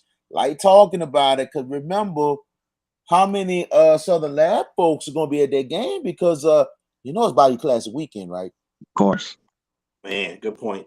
I think So who gonna stay in BR and try to make the trip in the morning or make the trip after the game to New Orleans? You know what I'm saying? Yeah, Doug, we just said that. Who gonna be there? I think Vermilion Catholic gonna bring a lot of folks at that game. It might be a Vermilion Catholic home game, but I do have Southern Lab getting it done by a touchdown. Very, very close game against Vermilion Catholic. I'm going to say this. If you Southern Lab people decide to come out to New Orleans to party Friday night instead of support your children, your alumni, I ain't got nothing to say to you. Because you can come to the game Saturday morning. That little 1 hour trip ain't gonna kill y'all. You can go to the game, then come to New Orleans. You got all night to party. You got all night to party. So I'll leave it at that. Let's move on. Division 4 select quarterfinals. Number 5, St. Mary's traveling to take on St. Martin's, the number 4 seed. Hey, I'm going St. Martin's here. I'm going to St. Martin's. I think Harlem-Berry explodes in the second half. I got St. Martin's. George. In a game like this, you need, and I say this every time we pick games, you need that one difference maker. St. Mary's has a nice team coming, but that's a long trip from Natchitoches down into the city, into New Orleans. St. Martin's has Barry, as you mentioned. I think in a game like this, you need that dude, that difference maker, to be that guy. And I believe the Saints will march in and march on to the semifinals. It's a close game because I do respect that program out of St. Mary's, but St. Martin's gets it done. VK. Should be a close game indeed. Probably the biggest game in the history of St. Martin's. The furthest probably they have ever gotten. Big shout out to head coach Frank Gendusa. We was trying to hopefully get a game with them to broadcast. It didn't happen, but at the same time, they got a hell of a program. They deserve the love. They deserve the coverage. And Harlem Berry is the real deal. And he's one of the best backs in the state. I mean, what a season for a lot of these running backs. What, 10, 12 deep all around the state? 8, 9 in New Orleans? That's a lot. That's the deepest we ever had. So for that being said, St. Mary's a hell of a program out of Natchitoches. They're trying to make moves. But I like St. Martin's in a close ball game. Probably to pull away in the second half, especially with Harlem Berry. Staying in D4 select quarterfinals. Number 3, Washita Christian hosting number 6, Glenbrook. I have Washita Christian. George Peppers. I do as well. I mean, Glenbrook has done well to get to this point. It's one of the newer programs, but OCS, I mean, Washita Christian, they're laden with tradition, and obviously haven't seen them. But I'm going to base this on the fact that they're home, and they'll find a way to win this game. I think they win it in a solid fashion. DK. No disrespect to Glenbrook. Good program. It's really have really made their strides. But Duck Dynasty, Louisiana, they're gonna get it done. Washita Christian, they continue to thrive. I like Washita Christian winning in that game. And the last one for D4 select, number 10, Ascension Catholic, hosting number 15, Opelousas Catholic. I'm going to go with the road team. Opelousas Catholic. They're playing good at the right time, peaking at the right time. I'm going with the road team, Opelousas Catholic. George Peppers. There's an old rule. Take the team that's playing the best football at this time of the season. That's who you ride with. Ascension Catholic pulled off a massive upset last week to get here. With that said, though, Opelousas Catholic, as you mentioned, as I've just said, they're hitting their stride, and I'm going to take the team that is doing that. I'm going to go Opelousas Catholic as well. VK. Well, I think we all on the same page because Essentially Catholic is a hell of a program. It's a very good program, hard to go against. But Opelousas Catholic has been proving a lot of people wrong, and they have proven me wrong. I'm gonna go with Opelousas Catholic on this one to pull it off against Essentially Catholic. Opelousas Catholic is averaging 53 points a game in the playoffs right now. They put 54 on St. Edmund and 52 on Central Catholic. All right, Division Three non-select. Here we go. Number one, Manny traveling to number 9, Rose Pine. Um, Manny played Richwood last week, and Richwood hung in there for a good minute with Manny. But Manny was too strong towards the end of the game. And now Rose Pine, who got him over Westlake in a close game, will be hosting. But I'm going Manny. I don't see Rose Pine. Maybe close early, but late in the game, I don't see Rose Pine hanging in there with Manny. Plus Tackett Curtis, that man right there, that's a man, Tackett Curtis. So I got Manny. George Peppers.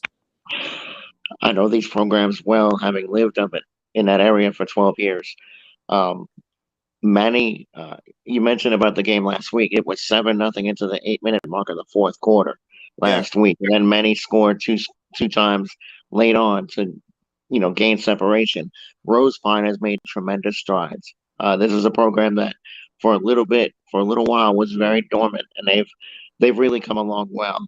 I'm just not. I know, and I'm sure that that group is excited to be here. They get to host Manny, so that Manny goes to them. It's not that long a trip. With that said, though, how do you go against that Manny team with Tackett Curtis? I mean, I think Manny is vulnerable later, but I don't think they're vulnerable here. I think this week, maybe they're hearing the little cat calls. Oh, maybe they're not that good. Maybe they're not that good. Maybe their one seat is inflated. You know, but I think the Tigers are going to make a little bit of a bold statement this week and handle Rose Pine. I think by 2 scores. VK. I gotta agree with George on this one. I think the fact that last week, the way Ridgewood played that game and everything, yeah, you know, it's gonna be a tough game for Manny to go on to Rose Pine to try to get it done against them. And Rose Pine, very good program, but I think Tack Curtis and Manny is gonna wake up, and I think they're gonna get the win over Rose Pine, probably by 10 points. It's gonna be close, but I think Manny's gonna pull away and get it done. Okay. Number 5, Calvary Baptist. Going on the road to take on number 4, Dunham. This is going to be a tough one. But I got a feeling Dunham squeaks this one out. I'm going Dunham. George Peppers. Did I look stupid last week picking against Dunham, against ML King Charter? I mean, they destroyed ML King. What was it, 58-21 or something like that? Eh. Yeah, I know. I mean, up and coming Hold program. on. Wait. Let's stop. All right. I went way too far. I skipped like 4 games. Hold on. Let's back it up. Back this up. I made a mistake. Back to Division 3, It's supposed non-select, to be a Boyles. Yep. My mistake. Yes, sir. Number 5 of Boyles hosting number 4 St. James. I think both teams might score with 35 points, but at the end, Coach Levanta Davis and his squad gets the win. St. James.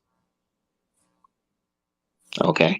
Go ahead, George. I guess it's on me. Okay. Y'all know where I've been with this Mustangs team, and I'm gonna be objective as possible, which is easy for me. Andy Boone is one of the more underrated coaches in the state. That's how much praise I have for this man. I know this man. I know his team. They have got a stable full of running backs. Those dudes are man childs, But at St. James, I think so. It is St. James hosting this game, correct? No, Boyles is hosting. At Boyles. I was right with you, VK. You and I had talked about this. or last week in advance. But Avoyles has been terrific all year long. The games they've lost were to Lafayette Christian, Turlings, and there's 3 losses on their schedule, but they're all to teams that are elite. Mm-hmm. And Lafayette, like I said, yeah, I said LC. Anyway, in this game, look, St. James and Levante Davis should be celebrated for what they've done, but this is a different beast here in Avoyles. That offense is ridiculous. They score and they embarrass you in any way, and they don't really throw it. This is not a team that is adept at throwing the football. They run it, and they dare you to stop them. Their game is to win the point of attack. I don't know if St. James got has it in them. I think the Mustangs, this is a game for them to prove, hey, look, last year's semifinal run was no fluke. They need to knock off a big dog, and St. James is a big dog. I think the Mustangs get it done, but it's going to be a very exciting game. This game will be north of 75 points between both teams. VK. Take the over in this game. Take the over. To me, probably the biggest game in the playoffs. The game of the playoffs. Because of the fact of the matter is how good Avoyles is, how good that program has came up, and for them, how they're blasting people out of the sky. St. James, very good program, tough schedule, big wins on their resume. Both teams have good resumes, evenly matched. I like this game to be very, very close. And I'm going to tell you this St. James, very tough on defense. And I think they're going to slow down that running game of Avoyles. I got St. James, but in a shootout for them to win and get to the semifinals. All right. The next D3 non-select. Number 3, Union Parish. They knocked off the defending state champions Sterlington last week, 34-14. They are going to take on number 11 Patterson. They're going to Patterson. And for the past 2 weeks, the last 2 shows, I said, if you cannot stop the passing game from Patterson, you are in trouble. This week, Patterson needs to stop, to me, the best running back in the state. My opinion, Trey Holly. Trey Holly is coming to Patterson, Louisiana. And Patterson run defense is not all that well. One of the other best running backs in the state, David Kinsey Jr., had a field day on Patterson. Trey Holly's coming to town. Something's got to give. You stopping Trey Holly, or will Union Parish stop Patterson's passing game? I'm going to go with Union Parish by 10. I got Union Parish. George Peppers. Good running game versus good passing game. It's a simple answer. Take the good running game because the running game does what? It eats the clock. But if you keep Patterson off the field and you're able to establish the run, win the line of scrimmage, Union Parish has some hog mollies in the front. They got some big boys up front for a small school. Those dudes are huge. I mean, they're north of 300, and it's going to be hard for Patterson's defense to try to play to try to keep up and win that line of scrimmage battle. Because if Union Parish is able to get off early, I don't see a way back. I mean, Patterson can throw their way back in it, but I feel like VK that Union Parish is too good when it counts. I mean, Patterson's done well to get here, but I'm going to go with Union Parish. I definitely will agree on that one. It's going to be a very close game. Patterson's going to be ready to play. They'll be ready to go, ready to roll with it. And they're a very good team, but it's almost like that this old song, Santa Claus is coming to town, especially with Trey Holly. He's coming to town and he's making a list and checking it twice and gonna find out who's naughty and nice. So I like Trey Holly. It's gonna be a close game, but I think Union Parish will pull away with the victory, proving that they're worthy. And like I said, they're gonna look. Patterson's gonna look at some reminiscent to what Kenny Hilliard did a long time ago for them. I apologize for stepping away, but my little girl is leaving, so I have to go give her a hug, tell her bye. So Oh, after that, you doing your daddy duties. Cool. It's all good. hey, David D.K. Kinsey makes a great point. If you've been to Patterson, their football stadium, those lights are dim. It's hard to see the football. Advantage Patterson in that regards, but if you run with Trey Holly consistently, it could equal out. But that's a good point, David Kinsey. I totally forgot about that. How dark that was. My goodness. and and All and, right. and, and Doug Miller was also saying about the Cadillac and car game. That we're gonna get to it. It's obvious, but the reason why I say St. James and Royal is the biggest playoff game because of the fact of how even that matchup is. The biggest thing is we know Carr and Cadillac's the big game. It's obvious, but I'm going outside the box. That's me. I go against the grain because it can't be obvious all the time. You gotta throw a little something in there, a little chicken soup for the soul, more than the big city guys and all that. You know what I'm saying? I'm just used to now the country towns, the little small communities. They gotta get the love. And to me, looking at it, it's gonna be a great. Those two are gonna be the biggest games of the weekend in general. Doug, when we get the Cadillac car, just listen to what I gotta say. All right. But anyway, um, the last D3 non-select quarterfinal game. Number 7, Amit going to number 18, Berwick. Berwick with the big upset over Bogalusa last week. But I'm going with Bogalusa's district rival, Amit. I think Amit gets the job done. George Peppers. Bogalusa losing last week confirms what I've always suspected. I said this to both of you about Cyril Crutchfield. I think he was, and I think he's one of the more overrated coaches in the state. I mean, he was a beneficiary of an immense talent pool at South Platte, but look what he's done since he's gotten away. He went to Og. He's went to a handful of programs. Broadmoor couldn't get them turned around. Now he's at Bogalusa. Well, he had a good year, but I'm going to use VK's quote. He went to bed in the playoffs. Uh, Amy, give me the tried and true. I mean, Berwick's done well to get here, but I'm going to take Amy, and I think this could be one of the uglier games on the night as far as margin of victory. I think Amy's going to handle business in Berwick. Big ups to y'all for doing what y'all did. You get a home game on Thanksgiving week, but Amy's going to blow them away. VK. Oh, what a hell of a run for Berwick. I mean, probably made one of the biggest upsets of the playoffs last week against Bogalusa. I mean, and I'm thinking that it might be Crutchfield's time at Bogalusa, how he put it all together, but just didn't happen. But a meet, and I like what they've been doing. They have been through a lot of adversity, and Amy probably will have their most complete game of the season. I got Amy big over Berwick. All right. Now to Division 3 select quarterfinals. Number 1, Newman hosting number 8, University Lab. Guys,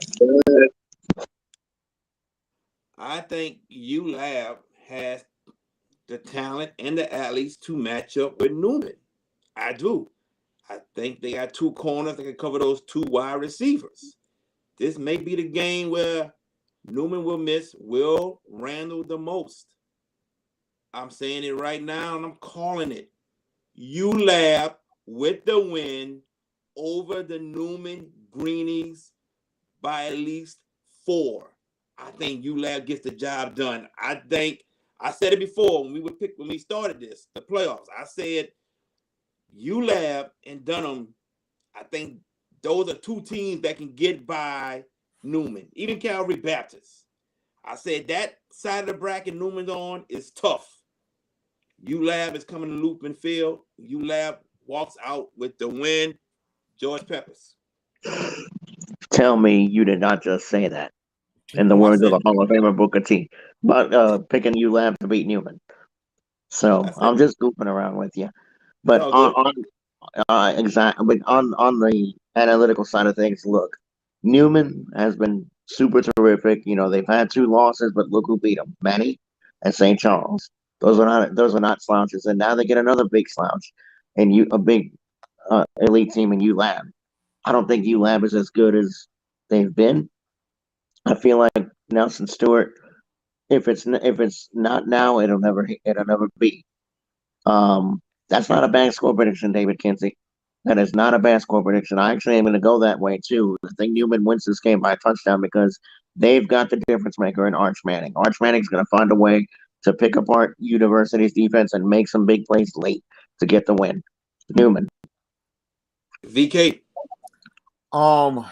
Man, this is gonna be a close one. I get where you're coming from with it. Jared, I get where you're coming from. But I think University is gonna give Newman a lot of hell. But I think that schedule, and I'm gonna say this till the cows come home. We talked about this, Jared, in the beginning.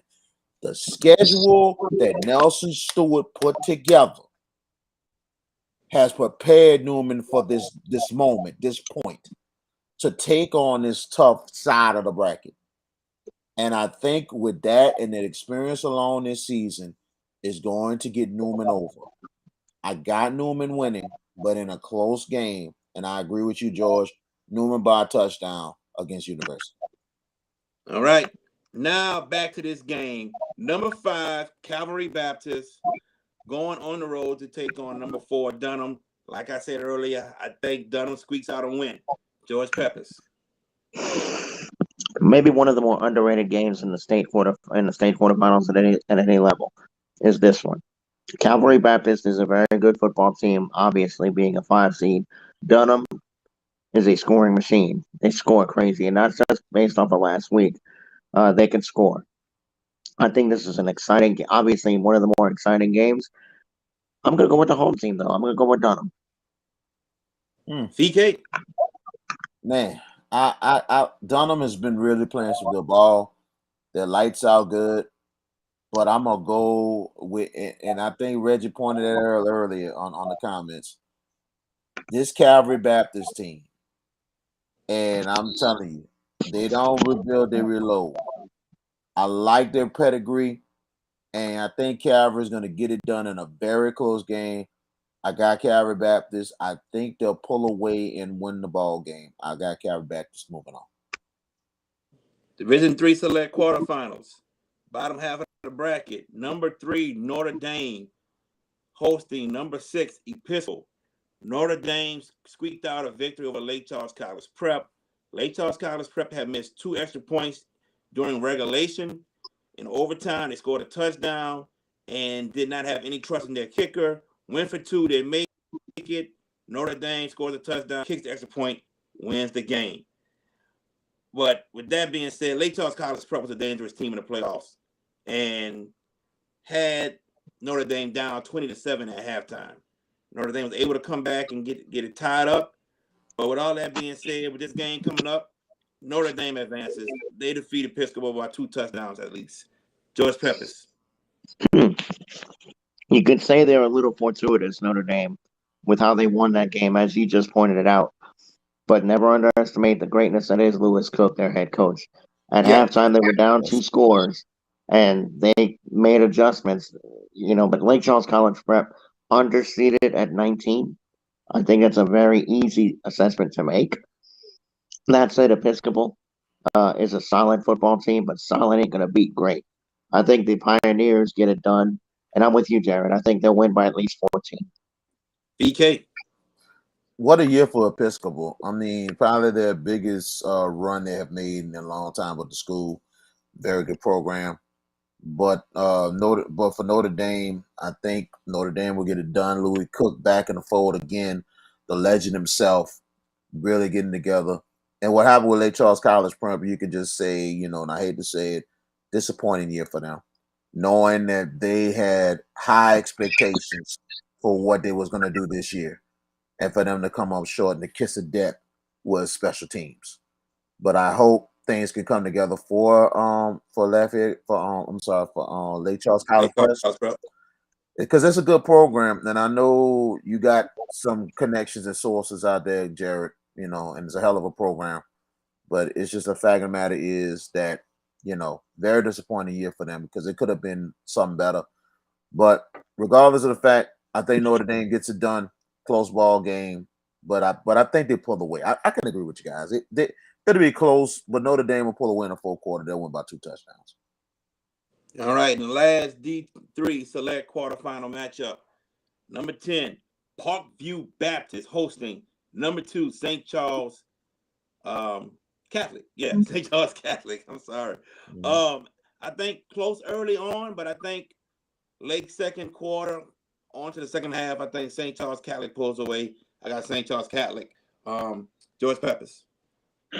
I'm going to go with the home with St. Charles Catholic as well. The Comets look like one of those teams this year, and they get a very favorable matchup against the Parkview Baptist team that has rebounded nicely from a couple of lean years by their standards. But I just think the Comets are too much too early, and they'll win the game. And I think their defense is going to really set the tone. I think St. Charles wins by 3 scores. VK. Look like Baton Rouge is popping, man. This is the place to be this weekend. You know what I'm saying? You thought New Orleans was the place to be. Look at the lineup this week in Baton Rouge with a lot of these home games this week. You know, I think Parkview has really trying to emerge back as a good program and everything else. But I think St. Charles Catholic is on a mission. They're on a mission. They're healthy at the right time. Give me the Comets big. All right. And now we move into D2 non-select quarterfinals. We start off with number 1 Iowa traveling to number 9 Leesville. Hey, I think we got a good matchup on our hands. I really do. I don't think it's going to be a lopsided ball game, but I do believe in a close one. Iowa pulls away from Leesville late in the fourth quarter. I got Iowa. George Peppers. We've been true to form with all our picks so far. I don't think any of us has taken a true upset.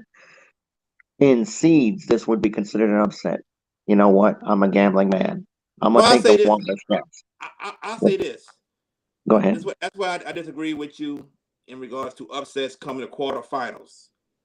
If you're practicing during Thanksgiving week, you're supposed to be here. Yep. That's what I say.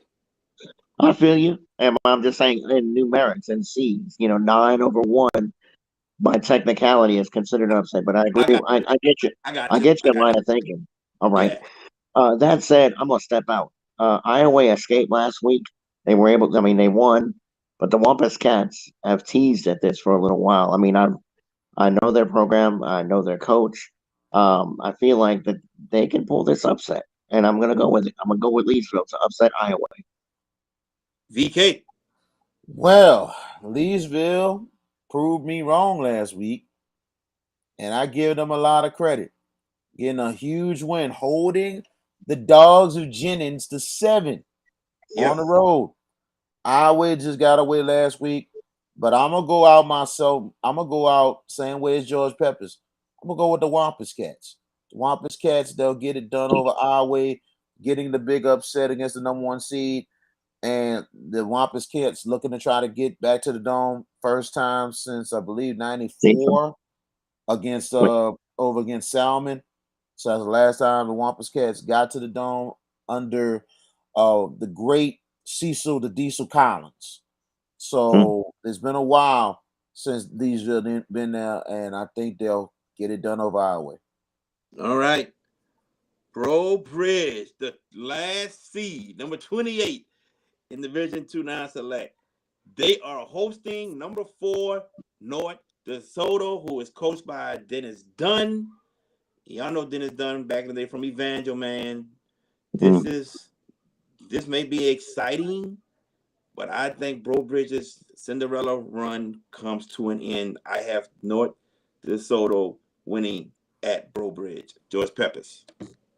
I'm not the biggest fan of Dennis Dunn for some of the off the field stuff that he did outside of Evangel. It involves criminology, but I'll leave that alone because we're talking football.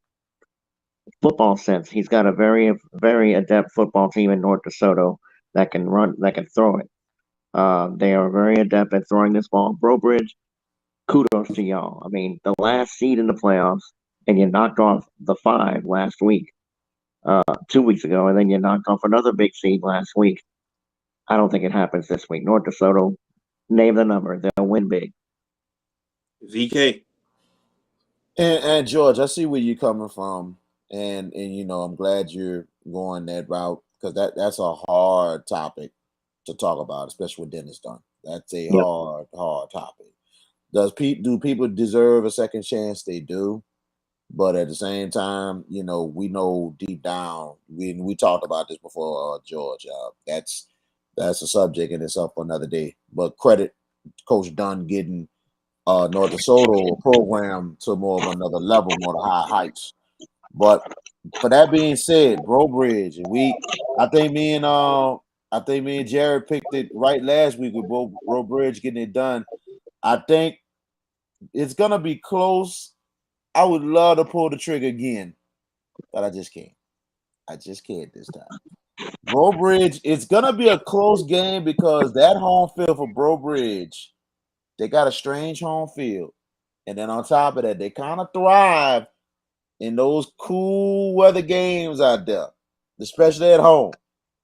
It's gonna be interesting, but I got North DeSoto pulling away in the fourth quarter, winning it against Bro Bridge, but it's gonna be closer than the experts think. Number 14, Lakeshore is hosting number 6, Lutcher, in another Division II non-select quarterfinal matchup. Hey, first quarter, close. After that, Lutcher takes off. Winfield has a big game, throws about 3 touchdowns, maybe runs for another. I got Lutcher, big. George Peppers. So I guess we're not remembering the Titans after this week. No. Not. I agree. I mean, I just had to interject that one because look, Lakeshore has got a nice program on the North Shore. They've done good things. They made it to a state final. They're perennially a good football team, and that program is on solid ground. With that said, how the heck do you go against Lutcher? I mean, and you mentioned Winfield. That's the guy that's going to be the difference maker in this game. I'm with you. I think Lutcher. I don't want to say names the score, but I think they pull away around halftime. After halftime, they'll dismiss Lakeshore in the second half, and they win by 17. VK. Good, interesting coaching matchup. Brad Indes going against Dwayne Jenkins over at Lutcher. I mean, Lakeshore gets the reward of hosting, being at home for the quarters. Very good program. Lakeshore has really came up and has really taken over the North Shore. And, but I think the run is going to end for them. They made a very good run. It should be interesting early, but Dewine, if I got it right, Dewine Lunch Winfield is gonna have Lakeshore for lunch, and that's what it is. It's gonna be a little close early, but once they settle down, Lunch is gonna take off. They're on a mission. The Lutcher Bulldogs on a mission. I like the Bulldogs big. All right. And the last D2 non-select quarterfinal matchup. Number 23, North Vermilion hosting number 2, West Feliciana. I got number 2, West Feliciana. Another set of Saints playing a quarterfinal game this week. St. Martin's, we talked about earlier, now West Feliciana, but they're going to have to travel to Vermilion to play this North Vermilion team who has pulled off some upsets in these playoffs, 2 of them, to get here. But, like you said earlier, Jared, once you get to this point and you practice it on Turkey Week, Thanksgiving week, you're a good football team. That said, West Feliciana continues to make strides and continues to be that relevant program.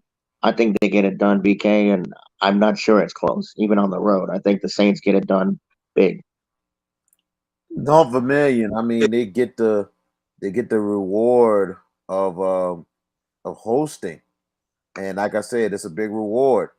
But I think the task is going to be too much against this West Feliciana team that's trying to get back to the Dome, try to get another state championship.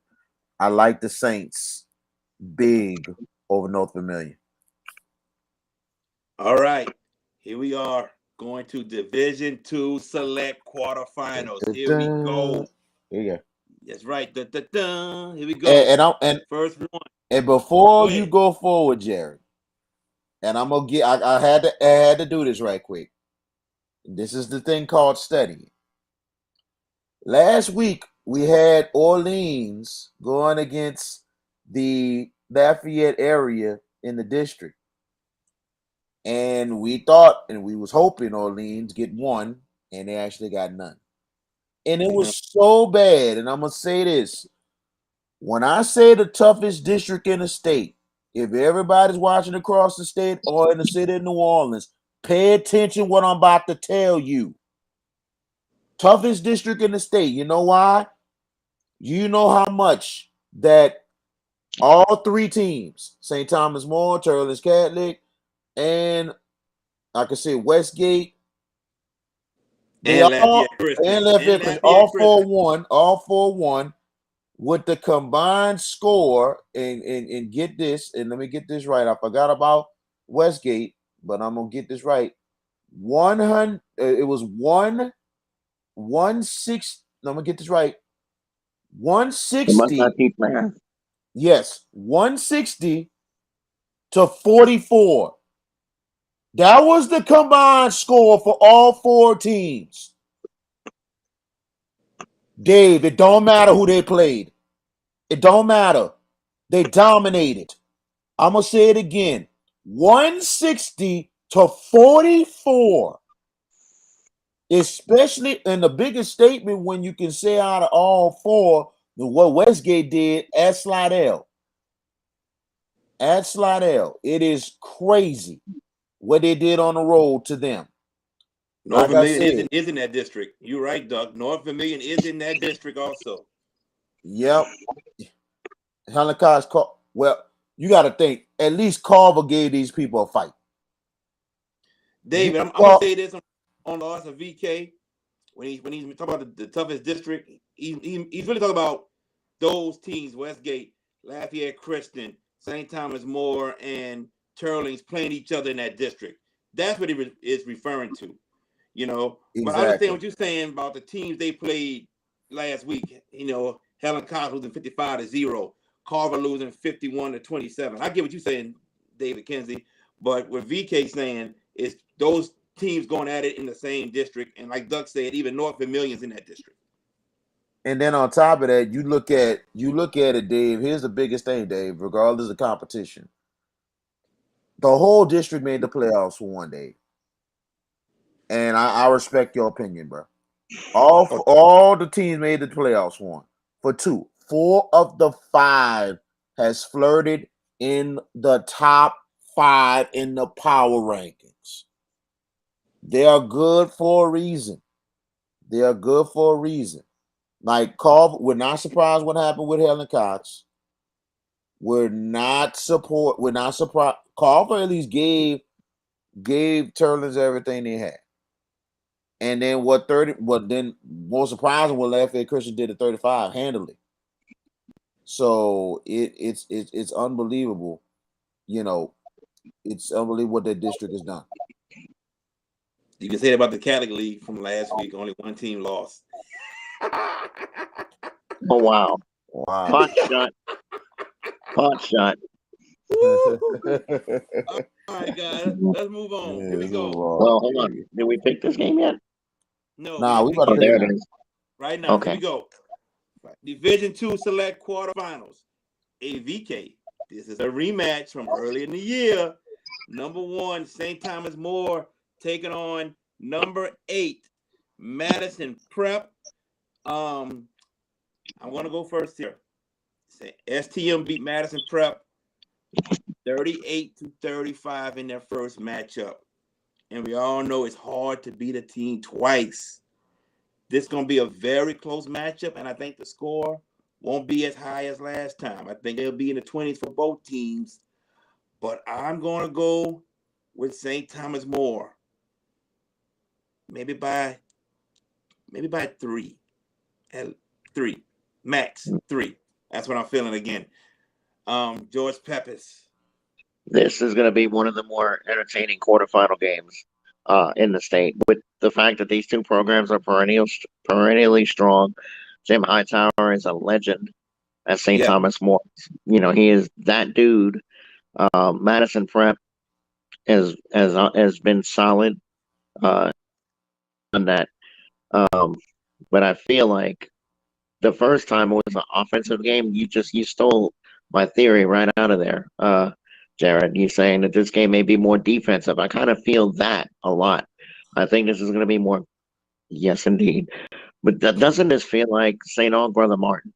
Only in reverse. The first time being an offensive game. Now, the second time could be a defensive struggle. Mm-hmm. I, you know what? I'm going to go for it. I'm going to take it. I'm going to take St. Thomas more. And it'll be an airtight football game. But I feel like this time, the team that won the first time is going to get it done again. St. Thomas more close. BK over Madison. Well, take the under in this game more than anything else. Under 45. Take the under because it's going to be that tight knit of a game. I said this before. St. Thomas More, great team, unbelievable team.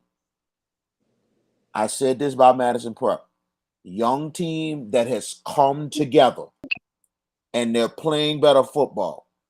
And my big factor to shake up Division 2, I'm picking Madison Prep for the upset. Madison Prep will get it done in a close game. I said it myself. This was going to be the factor that's going to shake it up. And like I said, I like St. Thomas More, Jim Hightower, but credit Madison Prep. Like I said, last year, unbelievable team. They came up short in the semifinals. Madison Prep came with a young team, but played a very tough schedule, which helped them along the line. And look how better they're playing, and they're going to get payback. Madison Prep in a close game. All right. The next Division 2 select quarterfinal matchup. Number 5, Kennedy going to number 4, E.D. White. Me and VK, we called the game on Max Preps for the John Kennedy versus Archbishop Hannon game. So I got to see Kennedy up close and personal. I love Deshaun Baptiste. I love James Bradley. They're two defensive ends. Those are two very, very good players. And Hannon came with a game plan not to let them pass at all. And it was hard for them to pass this game. They got one pass down the middle for 80-something yards. Other than that, it was hard to pass. But the running game, what's his first name, VK? I know his last name, Glover. Jaquan. Jaquan Glover had a game. Jaquan Glover. And that's only because Hannon could not stop him from running outside. And I called it the whole game, like, they cannot stop the outside run. He wasn't going up to tackle. It was outside, and it was big gains. On the other side, you have a team in E.D. White that likes to run the dive and then pull it from the dive man and run the option to the outside. And my question is, what will Kennedy do? Will they leave Bradley and Deshaun Baptiste on the outside, or will they switch every now and then and put them at defensive tackle? I don't know what they're going to do. I don't know, but I know E.D. White wants to keep the ball out of the hands of Kennedy. They want to run that ball, wear down Kennedy's defense, and run the clock. I got E.D. White, y'all. I think E.D. White is going to prevent Kennedy from being on, prevent Kennedy's offense from being on the field a lot. And they're going to wear down their defense. I think E.D. White wins by 10. I got E.D. White. George Peppers. Kennedy to win this game has to throw the ball, and they have to get ahead. Make E.D. White chase the game at home. Running teams that run the dive and the option read, those aren't teams that are built to strike quickly. And Armstrong is a very nice quarterback for Kennedy. But in that vein, the Cardinals came so close to winning a state championship last year. I think they take that next step and they get it done. Great big ups to Kennedy. Y'all have a hellaciously bright future. Definitely. When Aaron Page is the right dude to be that guy. Because when he took the job a few years ago, they had 9 players. 9. Yep. Now look at them. Mm-hmm. But VK, I'm going to go with St. Listen to me. E.D. White, the Cardinals get it done. Man, I got to tell you, the run game is very tough for E.D. White. The home field is pretty tough in itself.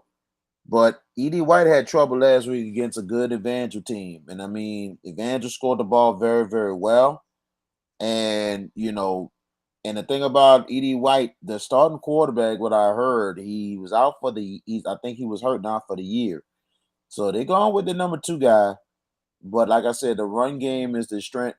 But if Kennedy's defense, and the biggest thing about Kennedy's defense, if they got a good defensive plan, and the biggest thing, that offensive line is pretty huge for Edie White.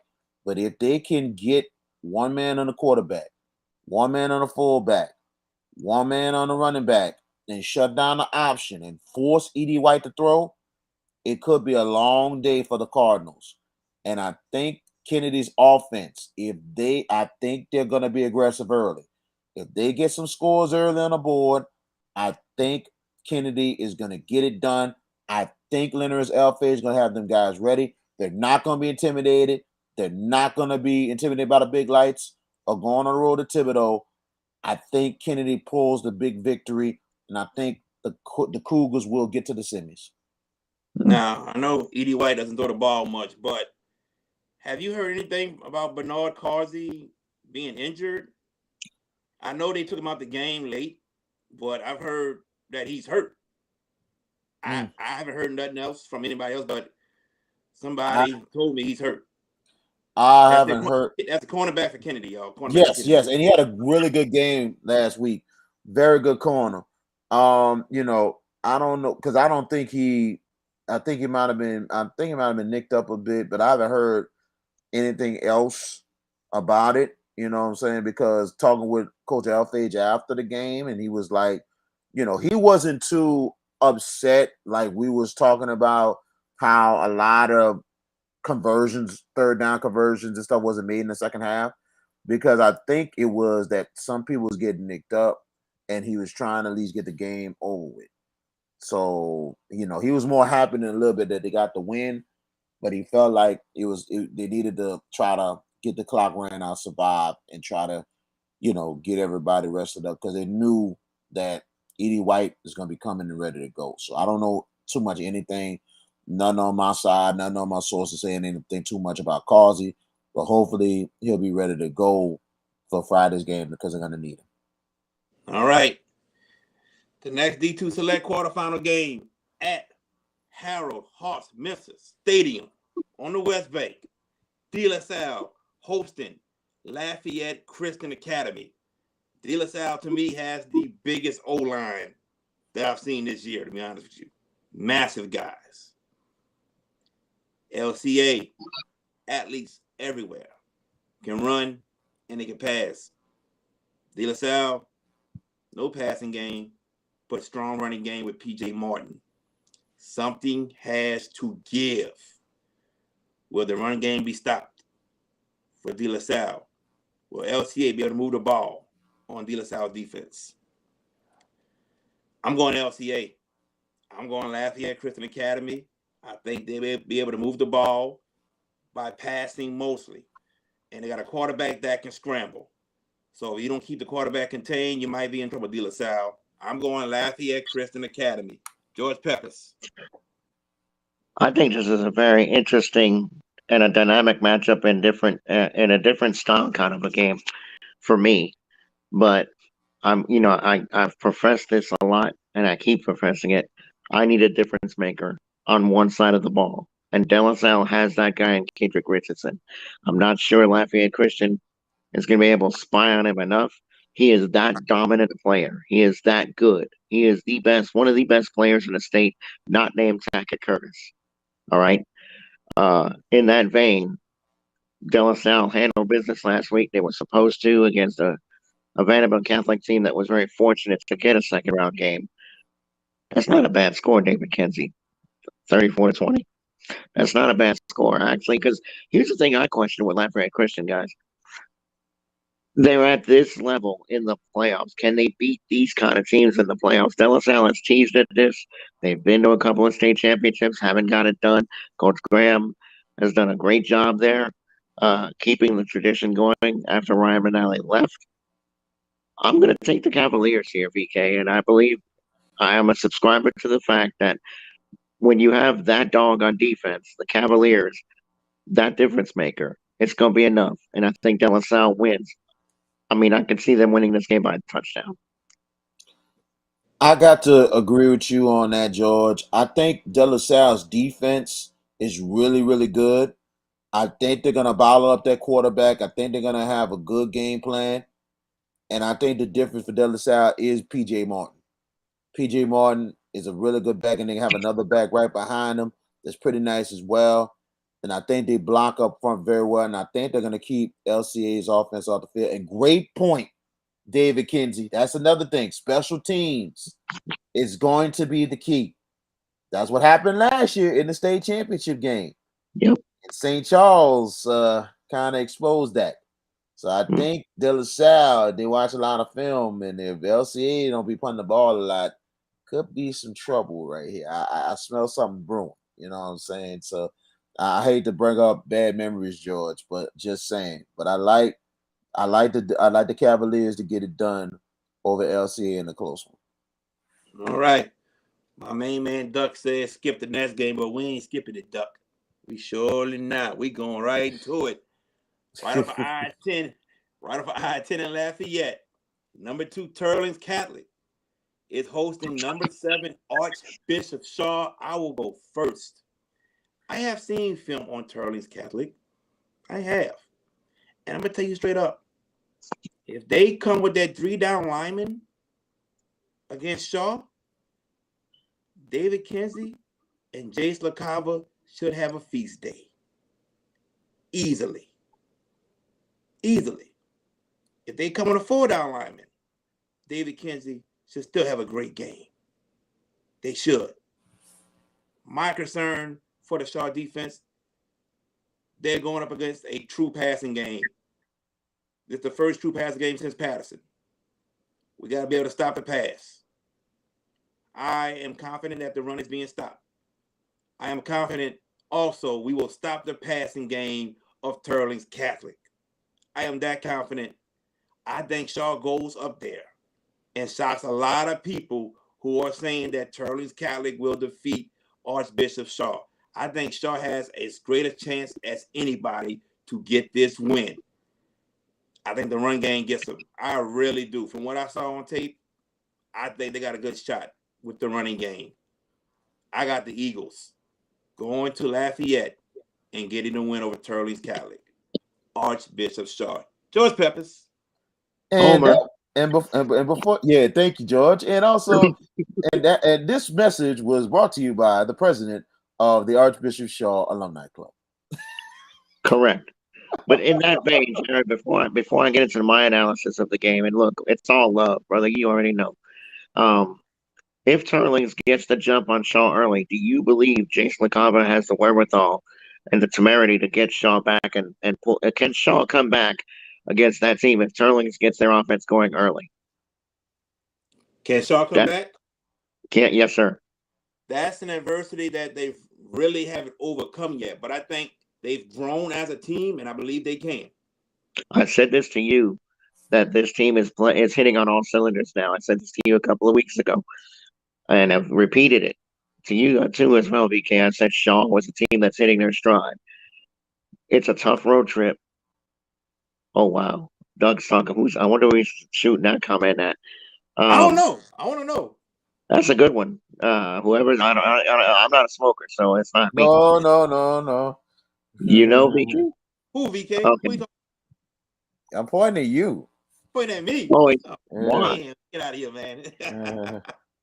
Look, you're going to be logging a lot of miles these next couple of days, if I'm not mistaken, correct? Because it's Thanksgiving, and then I'm sure you're going to be at Turlings Friday night.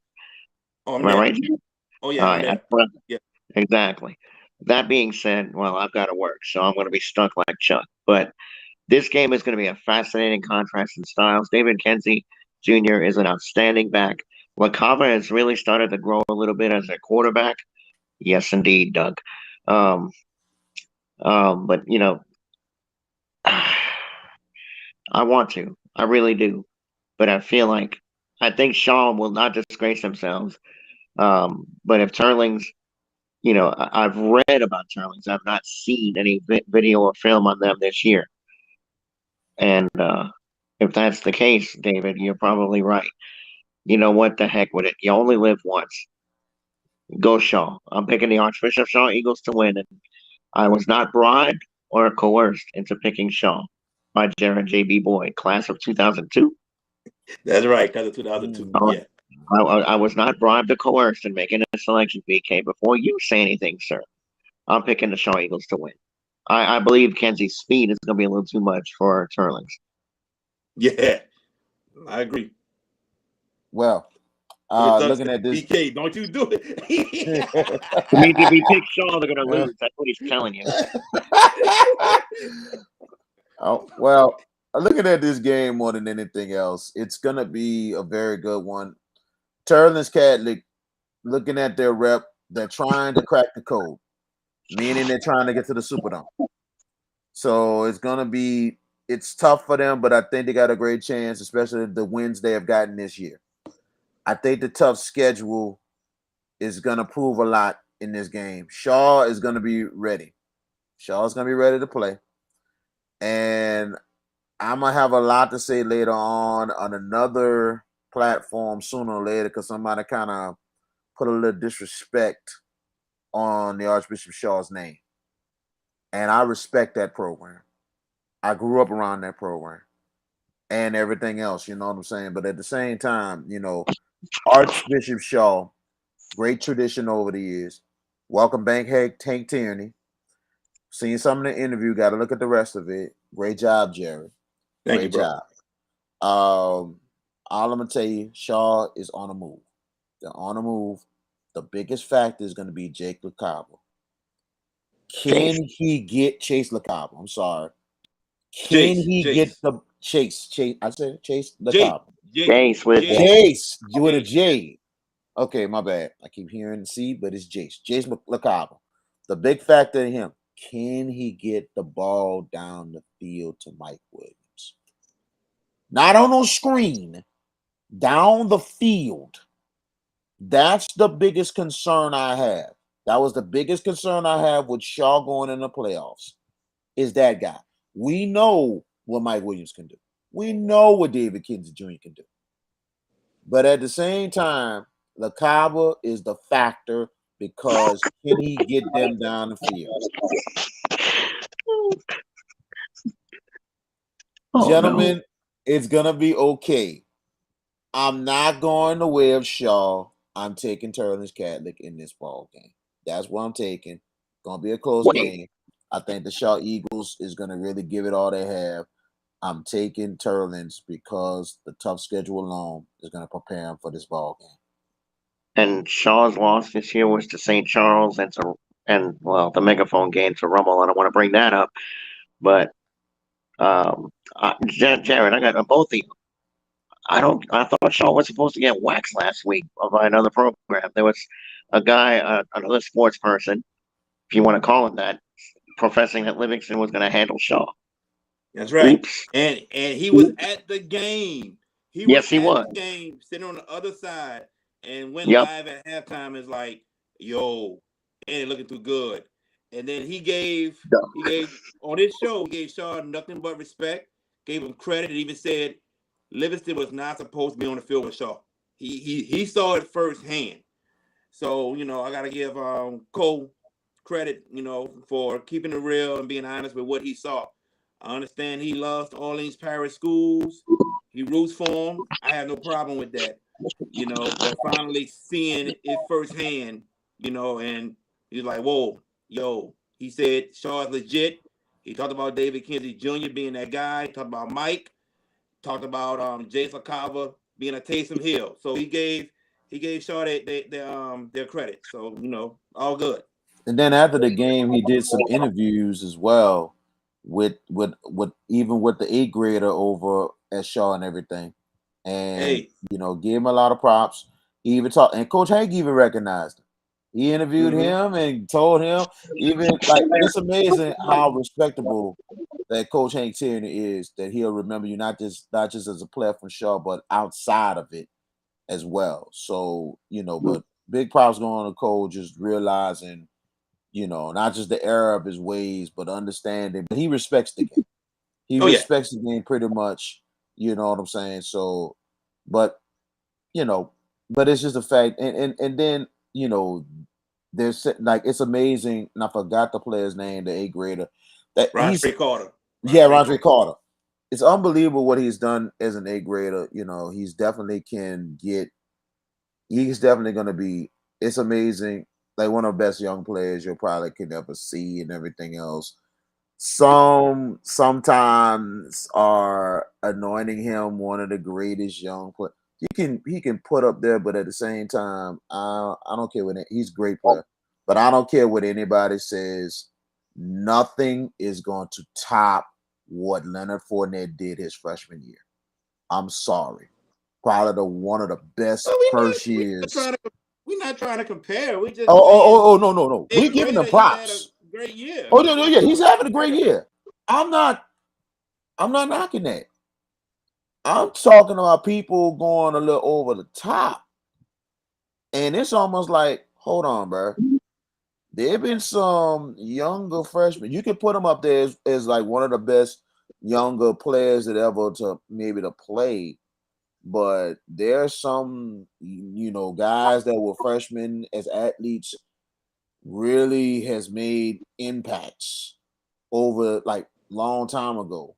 Like, the last person I seen, and I don't know if Cole knew this, and I don't know if he remembered. He was like, well, one of the first eighth graders to make all district, like one of the few athletes. I'm like, you forgot about Ranika Hodges, used to play for Old Prairie Walker. She made all metro as a eighth grader. People forgot about that.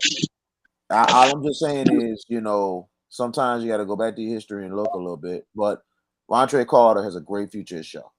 Unbelievable future, and I like what he's going to be bringing. But let's be careful a little bit with certain statements. That's all it is.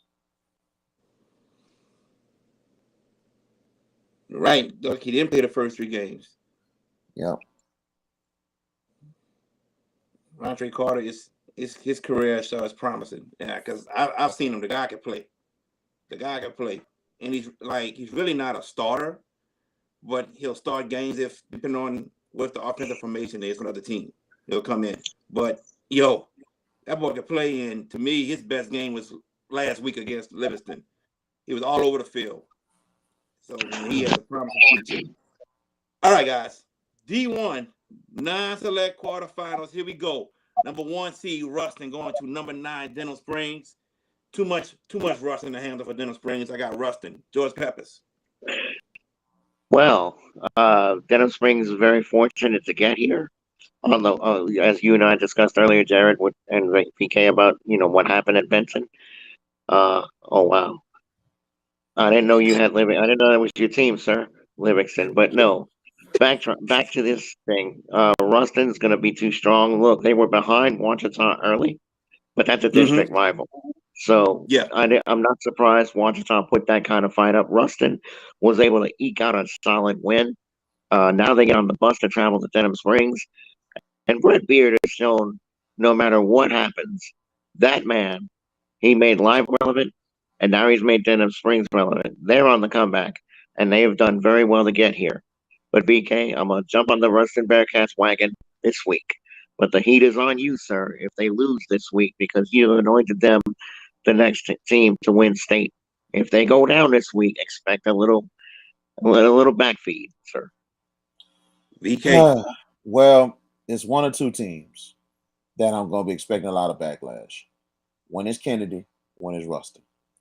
Ruston, it should be a very, very close game, but I think they'll pull away to get it done. Denham Springs, what a great story! And you mentioned Brett Baird.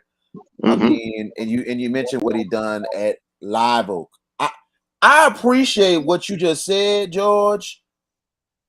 And this is for the people that don't know Jack and don't study. Don't study because they're talking about.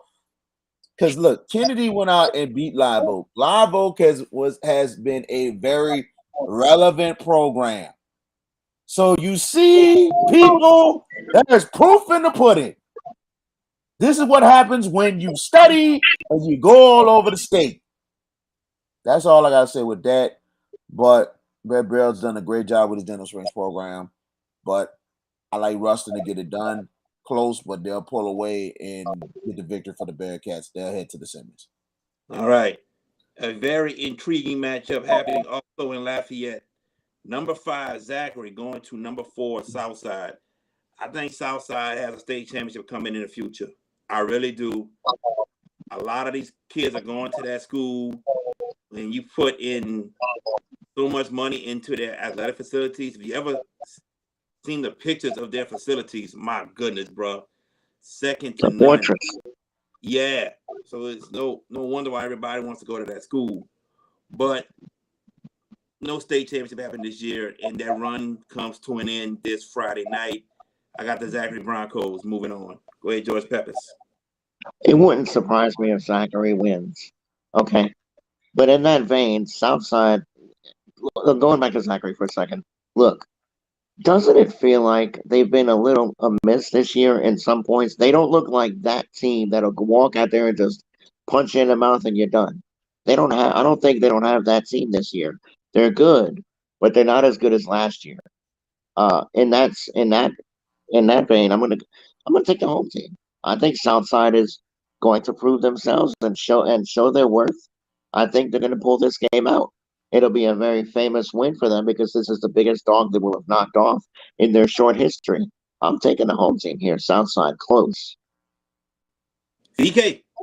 Now I wish I can just find that track from Lil Kiki and just play that South Side. The South Side. You know I what I'm wonder if they saying? come out to that song, Southside. I would be surprised. I mean, that's The cool. Vince, Yeah, but see, I gotta look at the facilities myself. I gotta take a look at them. I know it looks great, but they're playing right now at St. Martinsville, so they ain't got their stadium up yet. So soon that's gonna be coming up for them. But Southside making a great run. They proved me wrong last week.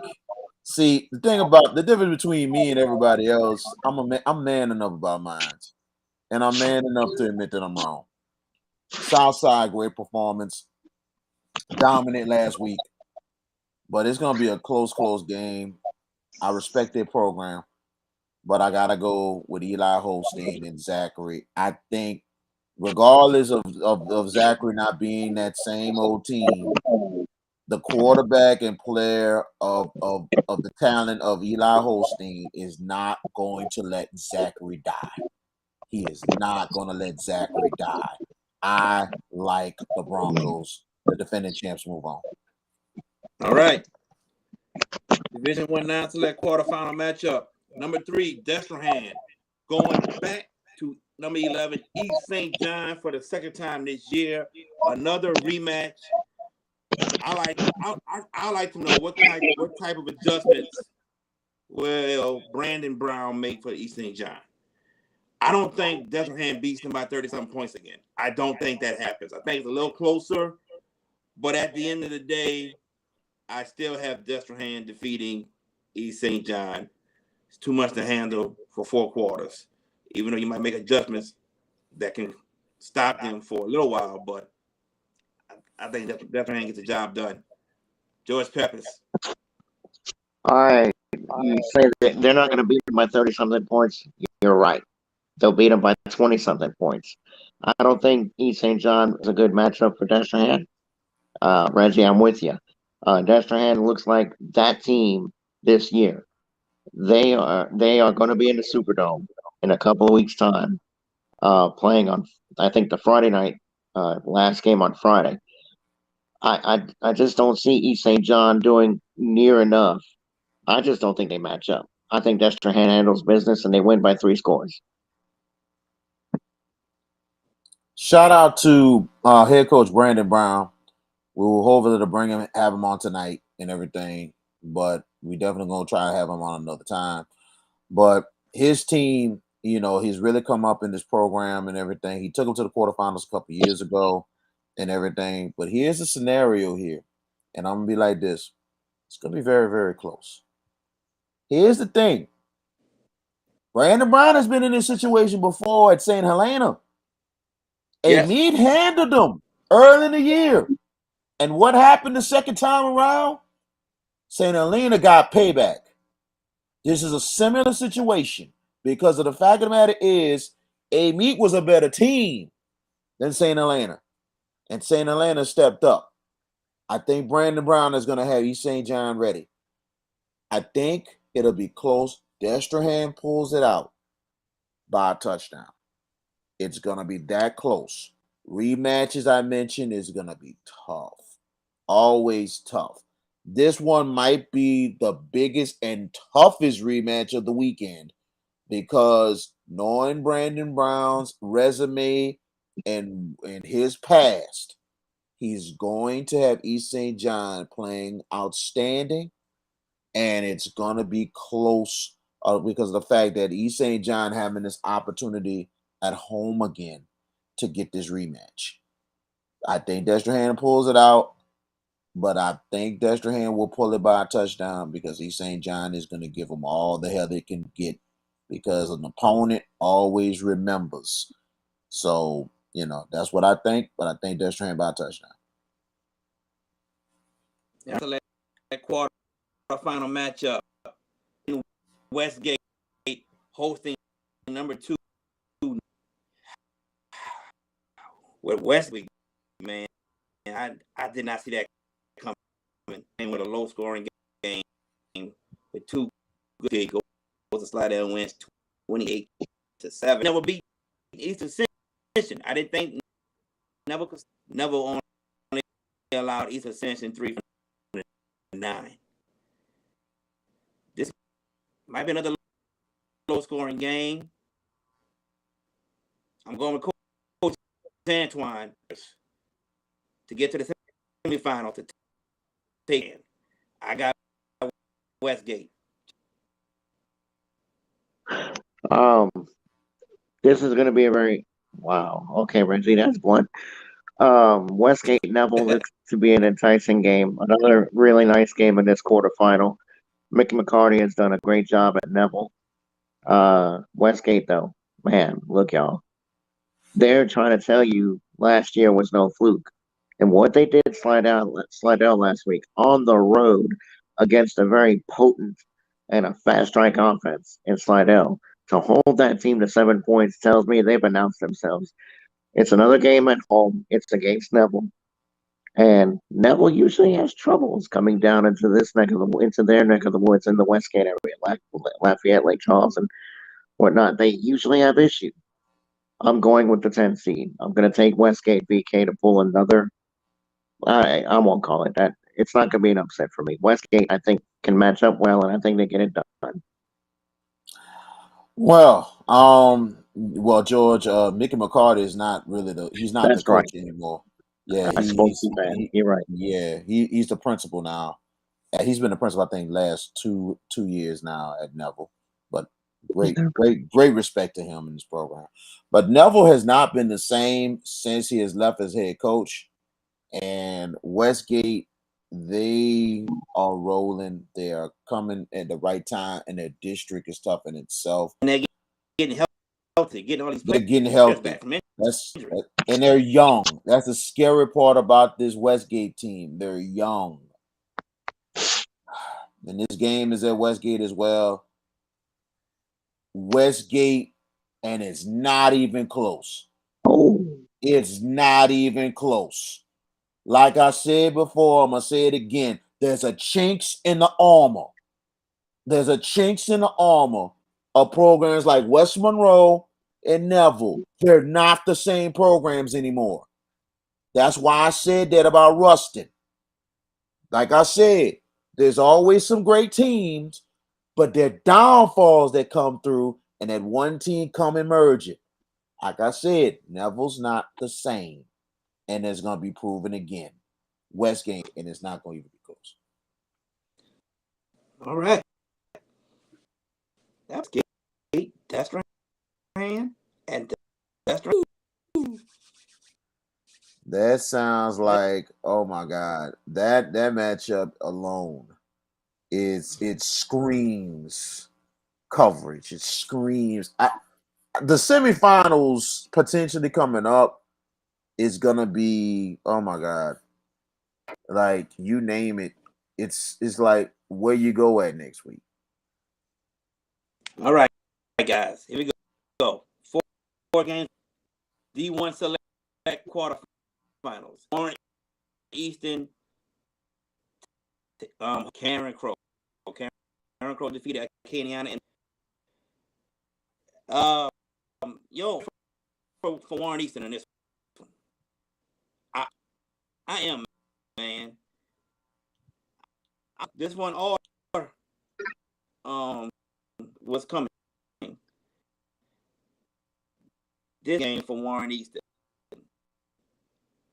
This type of running game from. You saw what they did to Carr and Mike Coppin. Crow is even throwing the ball more. Wallace Foster is not playing, not on the field. All these stops for Warren Easton. Bruh, my friends, Fred Roberts enough to beat Karen Crow. He'll be enough. You'll be able to throw the ball some. And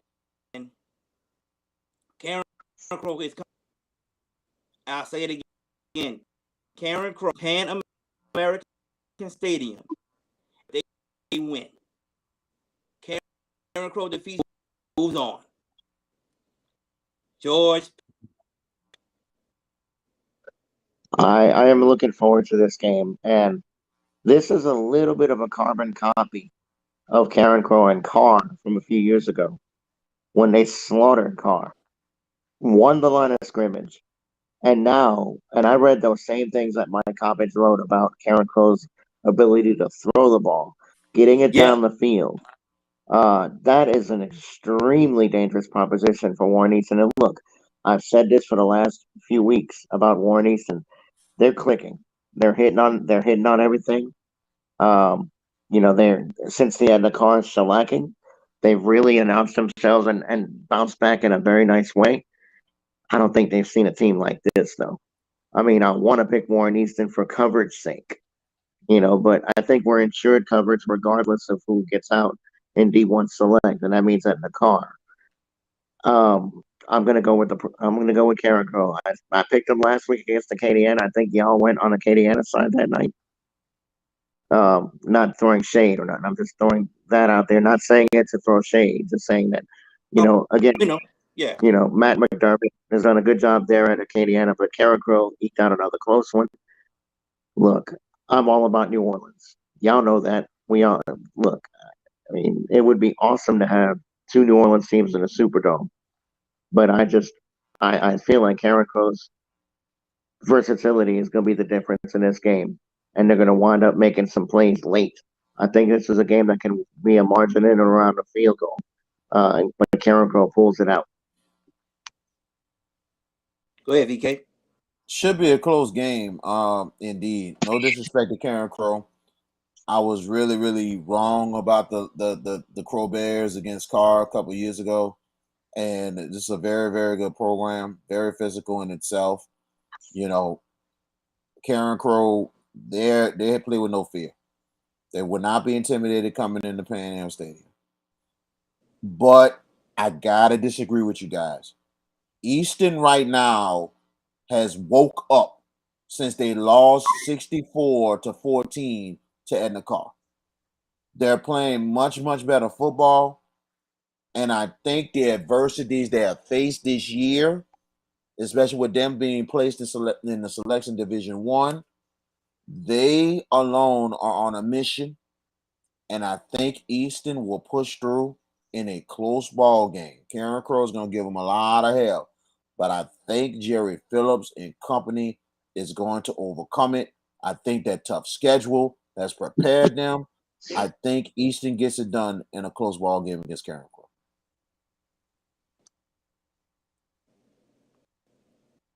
Nazi coming down to New Orleans, number 13, Brother Martin at Tad, Northwest Reeve, likes to throw the ball a lot.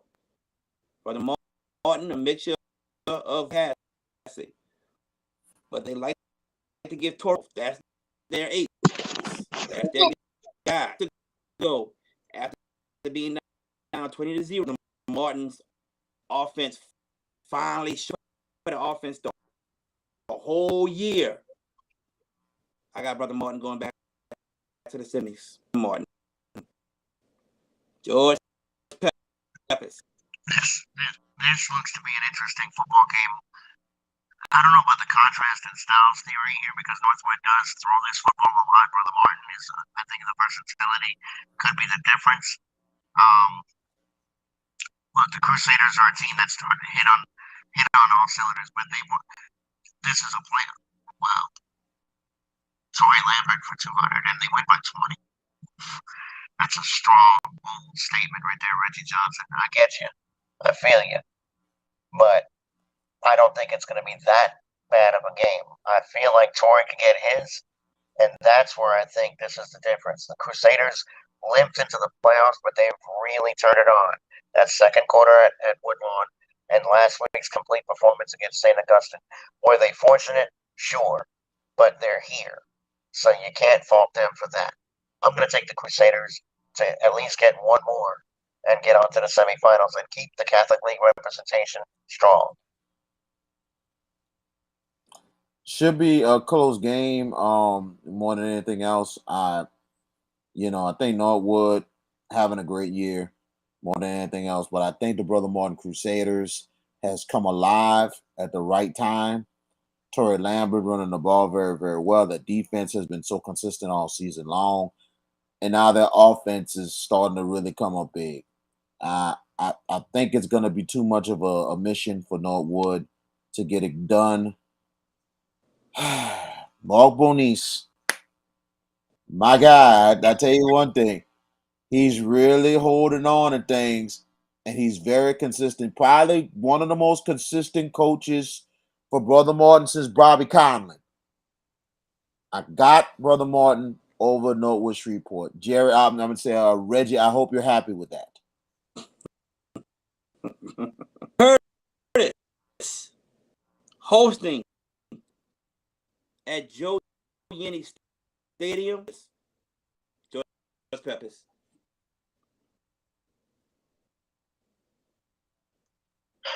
I'm picking this game now. Yes, sir. I'm here. I'm picking this game now. Okay, Curtis and Bird.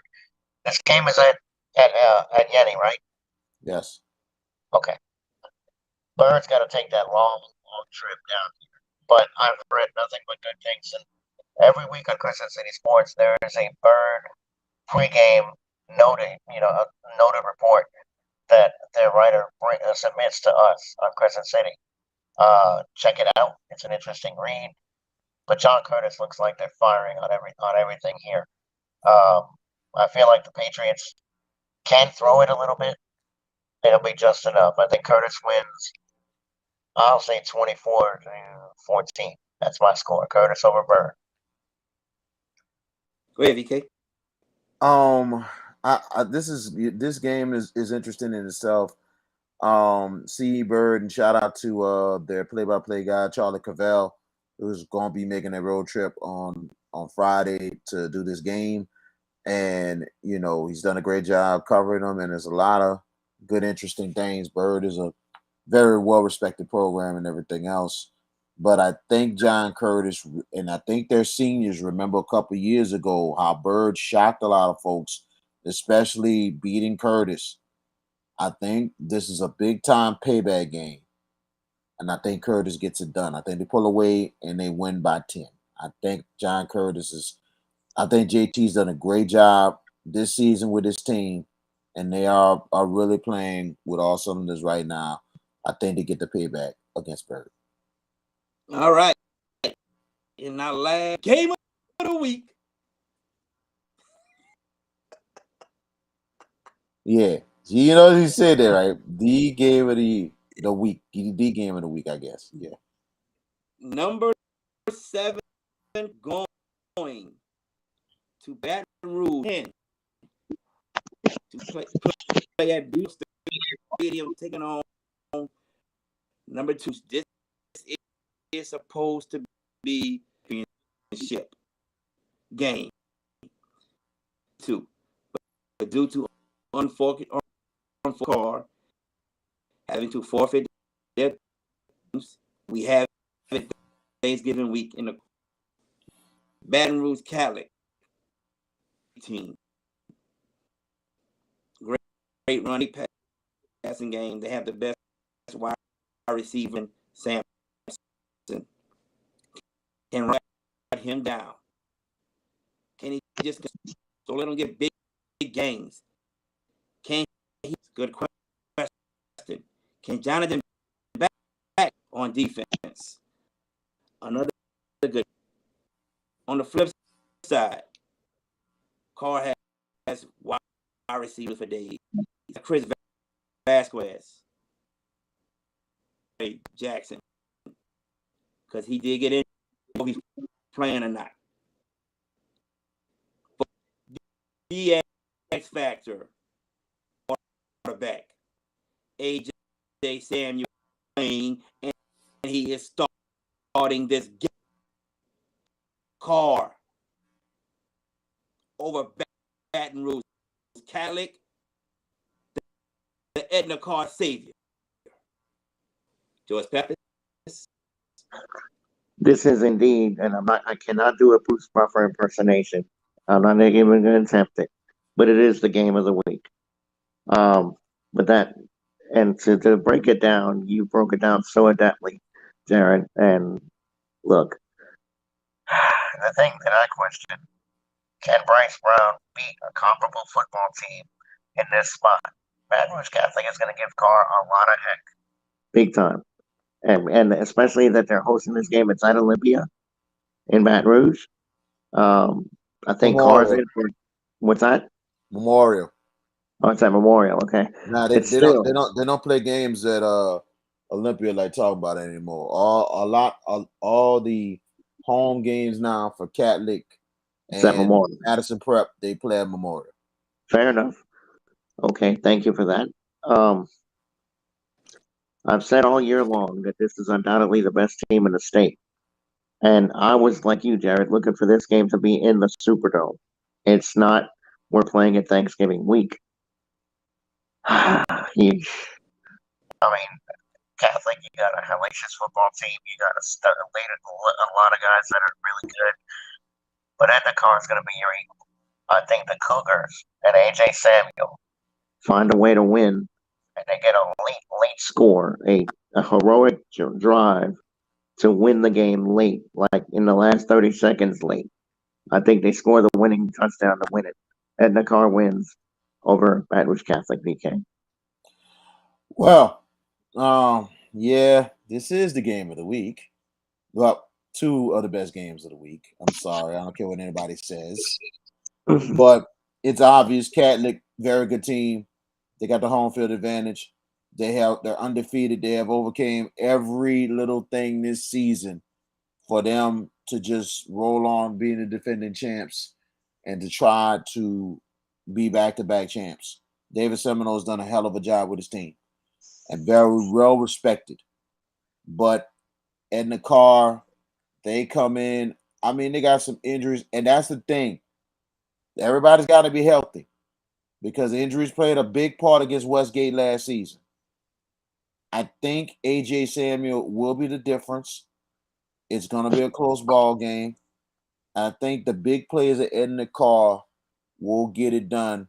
I got Edna Carr by a touchdown over Catholic.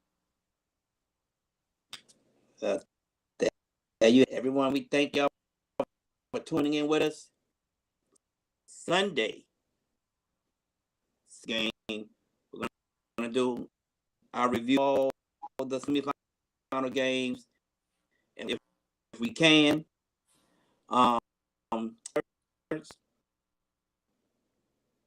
Sunday, I think Sunday sounds pretty good.